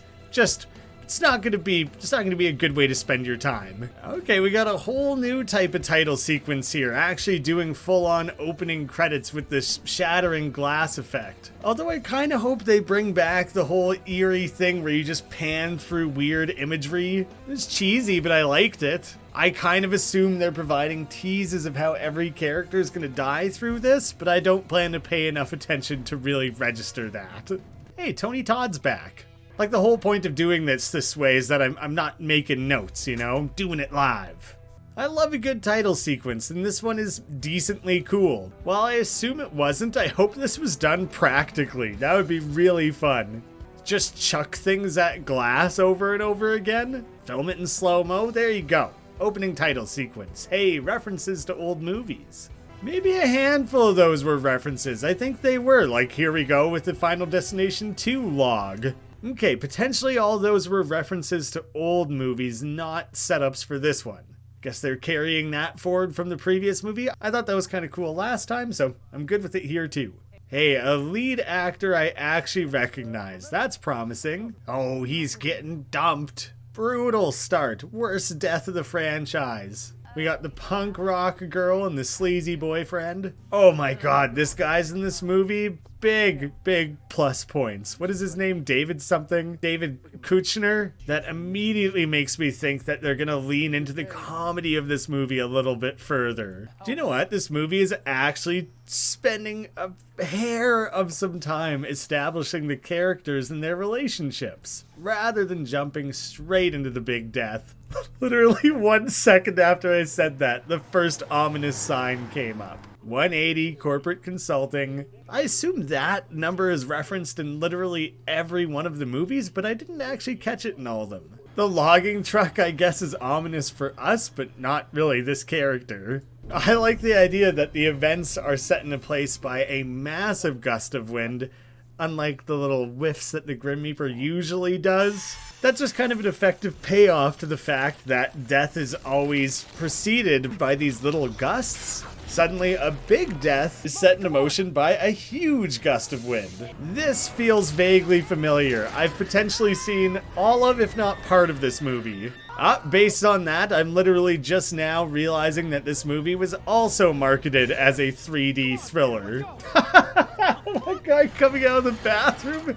That is amazing humor. I want more of that in this franchise. I have for sure seen this movie. I realize I just said that about the last movie and was wrong, but I have seen this one, I just don't remember it. The effects here are pretty decent. Like, it builds up some pretty serious tension. This whole catastrophe is paced out in a really effective way. A few characters are getting offed here and there, but there's no crazy thing that just kills like 30 people at once. So cables are snapping, things are falling, pieces of the bridge are crumbling away, there's constantly something new that they're trying to overcome. I mean, you basically know none of them are going to make it out of it, but it makes for a much more enjoyable set piece in the meantime. Don't rush through this. This first big death sequence is going to be very important to the rest of the movie.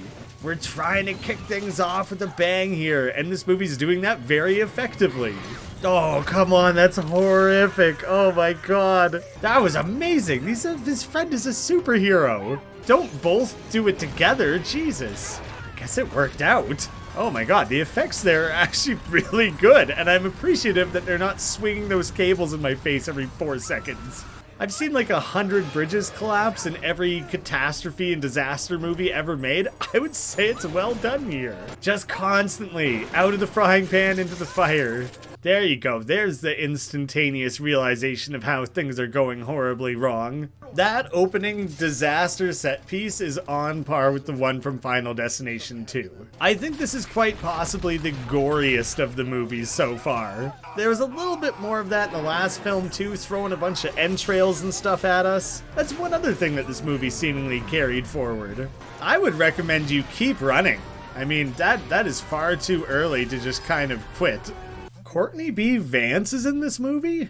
I don't know if he's going to be in more than like one scene, but it's a pretty legit snag for this movie. But he might actually be like the best actor this franchise has ever had now. I don't want to see this in every single one of these movies, but it makes sense that agents of some kind would investigate the fact that someone predicted this major disaster. It's very funny that they chalk up the bridge collapse to high winds. That's kind of the whole point of this franchise in a way. I mean, not the whole point, you know what I'm saying. Who can forget Trevor Wynn's smile? Or Isaac Palmer? Did you just say my name? The gag that the boss thinks that this guy died in the accident is amazing. Having the characters react poorly and laugh at a funeral. The audience is supposed to have this weird intermingling of comedy and terror, and it's nice to see the characters having that as well. Oh, Donny Todd, quick cameo to mess with everyone's minds. Looks like we're giving characters a minute to try to get back to their lives. Going back to work, trying to reconnect with his girlfriend. They're all just chalking it up to a freak accident. After the crazy big set piece at the beginning, I think there's absolutely room for a little bit more character exploration. This franchise does need it. So they were breaking up as a matter of circumstance. It's because he had a job opportunity in France. That's kind of sad when that happens. And there's like a relatability here that they don't actually not love each other. They're showing a bit more of these characters dealing with trauma. This girl's just struggling to focus and put her mind to anything. They so rarely acknowledge that in the other movies. We're about a half hour in, and I'm shocked how they managed to fit in that giant set piece and quite a bit of character moments. In a 90-minute movie, it kind of shows me that they're paying attention to a 3-act structure. And I'd legitimately think that's a major part of why some of these movies feel better paced than others. It's just wild it took me this long to realize that was being handled so effectively. The elastic bands have been established previously. It's snapping. Oh, bad luck. I don't think the series usually pays mind to having individual characters recognize ominous events. Oh, I can't believe they're going water and electricity. Come on. But usually they just kind of unexpectedly die, and the main character either was or wasn't there in time to warn them. It's less specific to the individual character and more that anyone could potentially perceive their death. Oh, come on. The tension with that is insane. There's like a nail-biting quality to it. Oh, here's yet another way the Reapers try to mess with her. I bet this is another fake out. It also showed that this was mildly rickety, just like the tiniest bit. Oh, now someone else is on the beam. This is amazing. I don't know what role the fan's gonna play. Cameo from the first movie, I guess. I just love the way this movie clearly isn't in a hurry. If the entire point of these movies is these long, ridiculous, absurdly connected death sequences, then yeah, we should space them out as much as possible and make them as absurd and unpredictable as could be. The number of different things that... Oh, God. Oh, I literally can't show anything that just happened. But that might be the most that my stomach has lurched from one of these deaths in a while. That suspense is crucial. I couldn't even finish my thought. That's one of the best deaths in the franchise. Tony Todd being a lurking weirdo. Apparently it was just for a second though. It's smart to have a few comedians in this movie. This guy's here just like stealing office supplies. Oh, he's specifically stealing from the people who died. That's horrible, but it's a clever way to have a laugh in this movie without people specifically mocking the deaths directly or anything sick like that. The idea that this guy's a player is just also kind of comedic gold, but he's also a bit of a dirtbag. Yum, yum, dim sum. Okay, turns out he's the world's biggest sleazeball. This guy's just comically sleazy, just the world's biggest shithead. I guess we just watched a very tragic death, and so there might be the chance that this one feels almost just. I assume the movie's purposely playing with us like that. I like that the cops at her death scene look at it and they're like, how the fuck did this happen? This scene has slowly been building up over a long time. It keeps cutting back and forth to it. She's loosening the table with some really intense chiropractic techniques. Now covering him in acupuncture needles. Oh. Falling on your acupuncture needles. I don't know if they would literally jab into you, but that would do some damage. But, you know, just to make sure he's not walking away from that anytime soon, they made sure to soak him in alcohol as well. You just gotta get out of this room, dude. I think a hospital's in order. Quit that. Quit doing that. The vibrating phone. That was well set up too. They told him multiple times that he couldn't have his phone. He thinks he got away with it yet again. And then the Buddha statue that he specifically commented on. Oh, he's so happy. I'm just so appreciative of the time being put into each of these so far. I don't need a dozen of them, just like 4 or 5 that are really, really well done. Oh, so he's still playing the same character. They actually only just now made sense of this character. That after presumably, I don't know, decades of being a coroner or mortician, he has seen it play out numerous times where survivors of a major disaster end up dying. It's something he's potentially worked out on his own. So they're adding more to this character while doing a bit of an exposition dump for us and the characters, who are all in a group so they can learn it at the same time. Minus the one girl. There's one girl here who didn't get to learn the whole crazy spooky system. Having a LASIK setup death just makes so much sense. I feel like around 2011 would have been when that surgery was becoming more common and a lot of people had a lot of fears surrounding it. He just leaves her in the room with her eye yanked open. What is this, Clockwork Orange? Also, I love that this water cooler is labeled as water. Oh my god, but more water and electricity.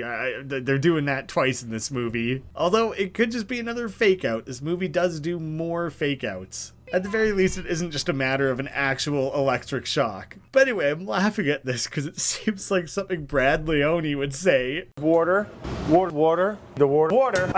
But ice water, you see the water? My god, did they actually reef this actress's eye open for the duration of this scene? Her eye looks super red, and it would just be easier to do that practically? It looks like it sucks. Oh no, you supercharged it. That wasn't meant to happen.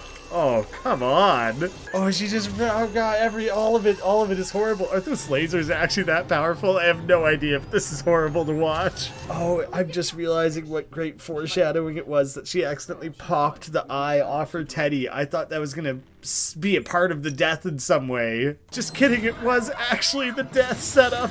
So now 3 characters have died in these isolated scenes with insane setups. I like that there's an FBI agent who's realizing how absurd and contrived these all are. And now we're left with 4 characters who inarguably understand what's going on. So now moving into the 3rd act, a half hour left in the movie. The 4 of them and this FBI agent, I don't know, they can work together in some way to try and solve this. Pacing, the plot, and characters, I don't know, man. All of it is among the best this series has ever had. What a refresher after that 4th movie. Oh my god, if you ever watch these, skip that one for sure. Sam is actually realizing, all on his own, that characters are dying in the order they died in his premonition. And I guess in a way, this guy's conflict with this character, Roy, has been set up all movie. Oh god, at first you really think he makes it through and then it cuts to the blood pouring? That's part of why it matters to set up characters and their relationships ahead of time. Because then we can have a really short, efficient scene like this that has technically been revisited and set up about 4 separate times through the movie. Oh yeah, this guy is also going to be on the list. I guess he's only just now learning about this for the first time, and obviously he's going to be resistant to it. I mean, it makes sense that his boss would misinterpret and think he just got threatened. This character has been on a very believable spiral the whole movie. He accuses this guy of murder, and kind of in a way they're putting the pieces of this together.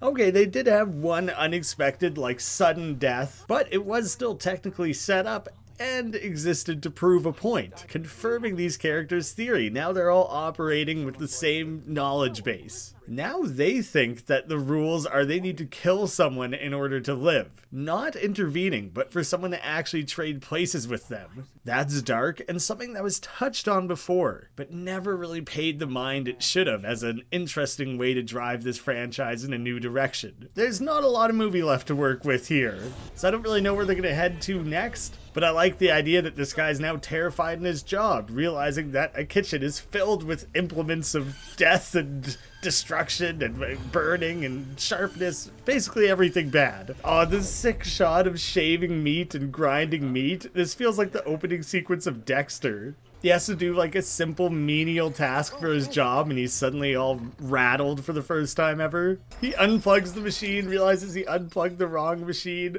The way in which it now feels impossible to do his daily tasks is something I like seeing these movies address. It reminds me of the way Alex started wigging out in the first movie and made his little safe cabin. I just saw something that I had to share. This movie was originally called Final Destination. Who in their right mind at any point thought that that would fly?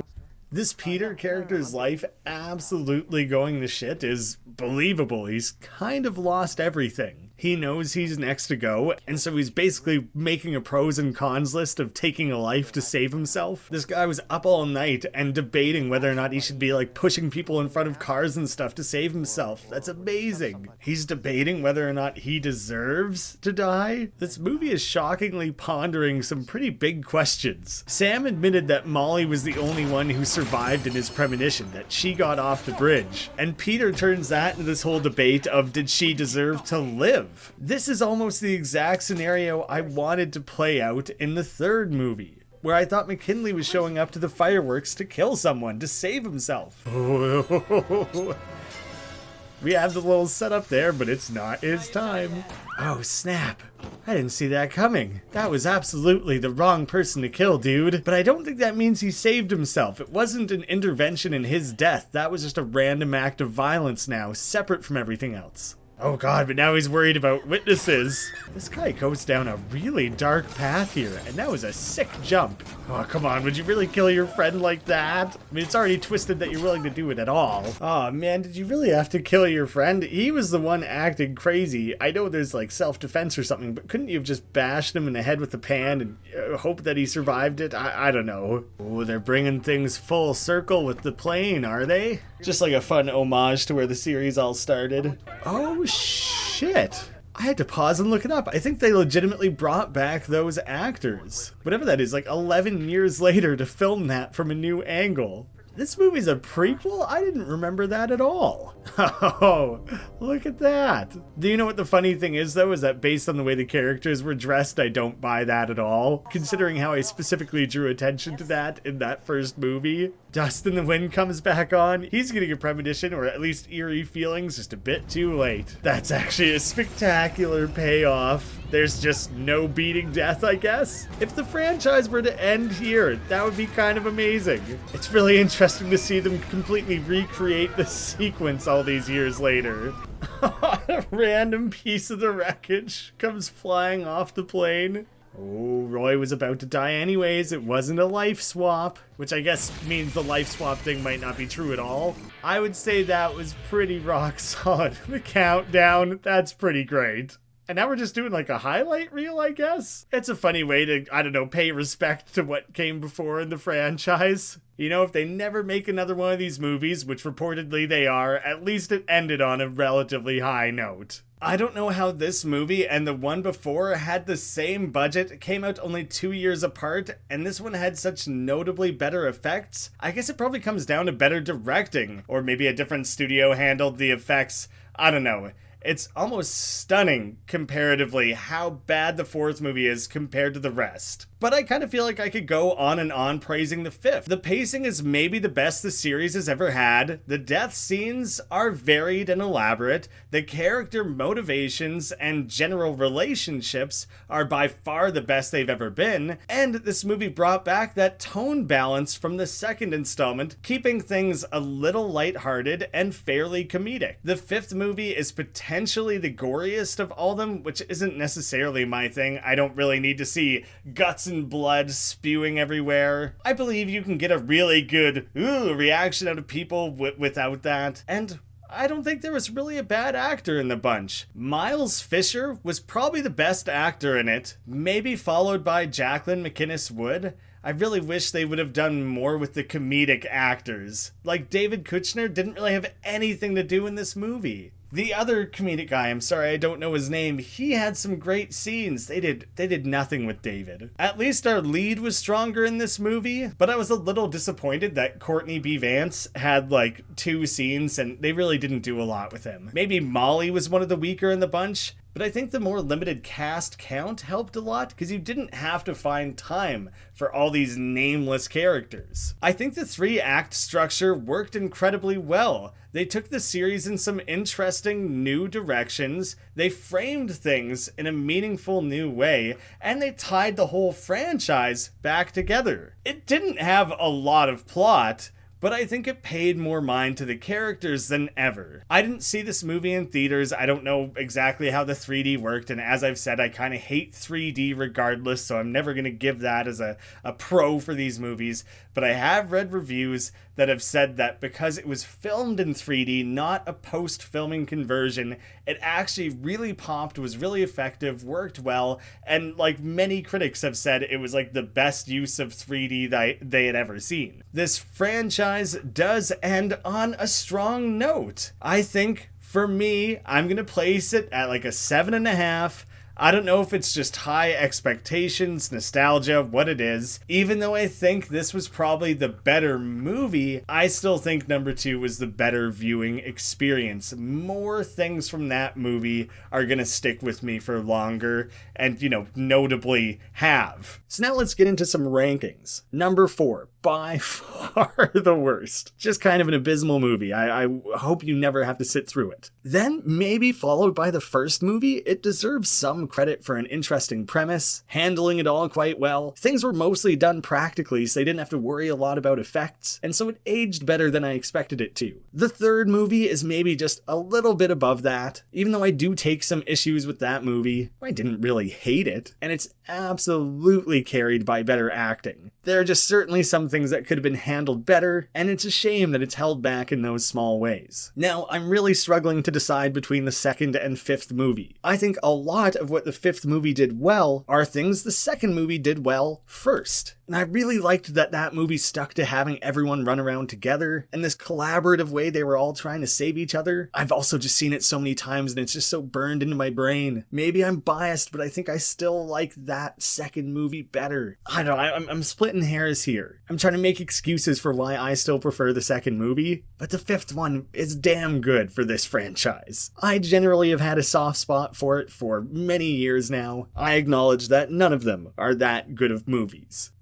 So originally I was going to end this video with me then ranking all of the different big elaborate set pieces and the individual deaths, and I'm just exhausted. This took so much longer than I thought it would, and I insisted on getting it done before Halloween, starting off this potential annual tradition. I really should have picked a franchise that has like 3 movies, but I just have such specific ties to this one that I hoped would motivate me and carry me through the amount of work that it would end up being and did end up being. I might end up putting together an entirely separate video. I don't know, that's probably something that's going to be more watchable anyways. Do you want to watch 2.5 hours of someone talking over a movie, or do you want to watch his ranking of a specific small micro? I don't know. I'm just acknowledging that I know this is going to be a lot and that it's different for the channel and not a lot of people are going to be interested, but it just seemed like a fun project and quite experimental for me, so I was happy to try it out.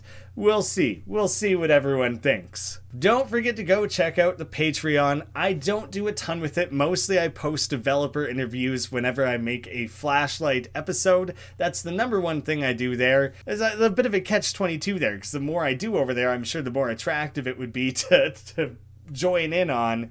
But yeah, I am going to plug it here and hopefully put some more time into that sometime soon. I guess I'm going to render this behemoth out and basically go to bed. Thank you guys all so much for watching. Thank you to patrons of the channel. Happy Halloween, everyone, and I hope to see you again soon.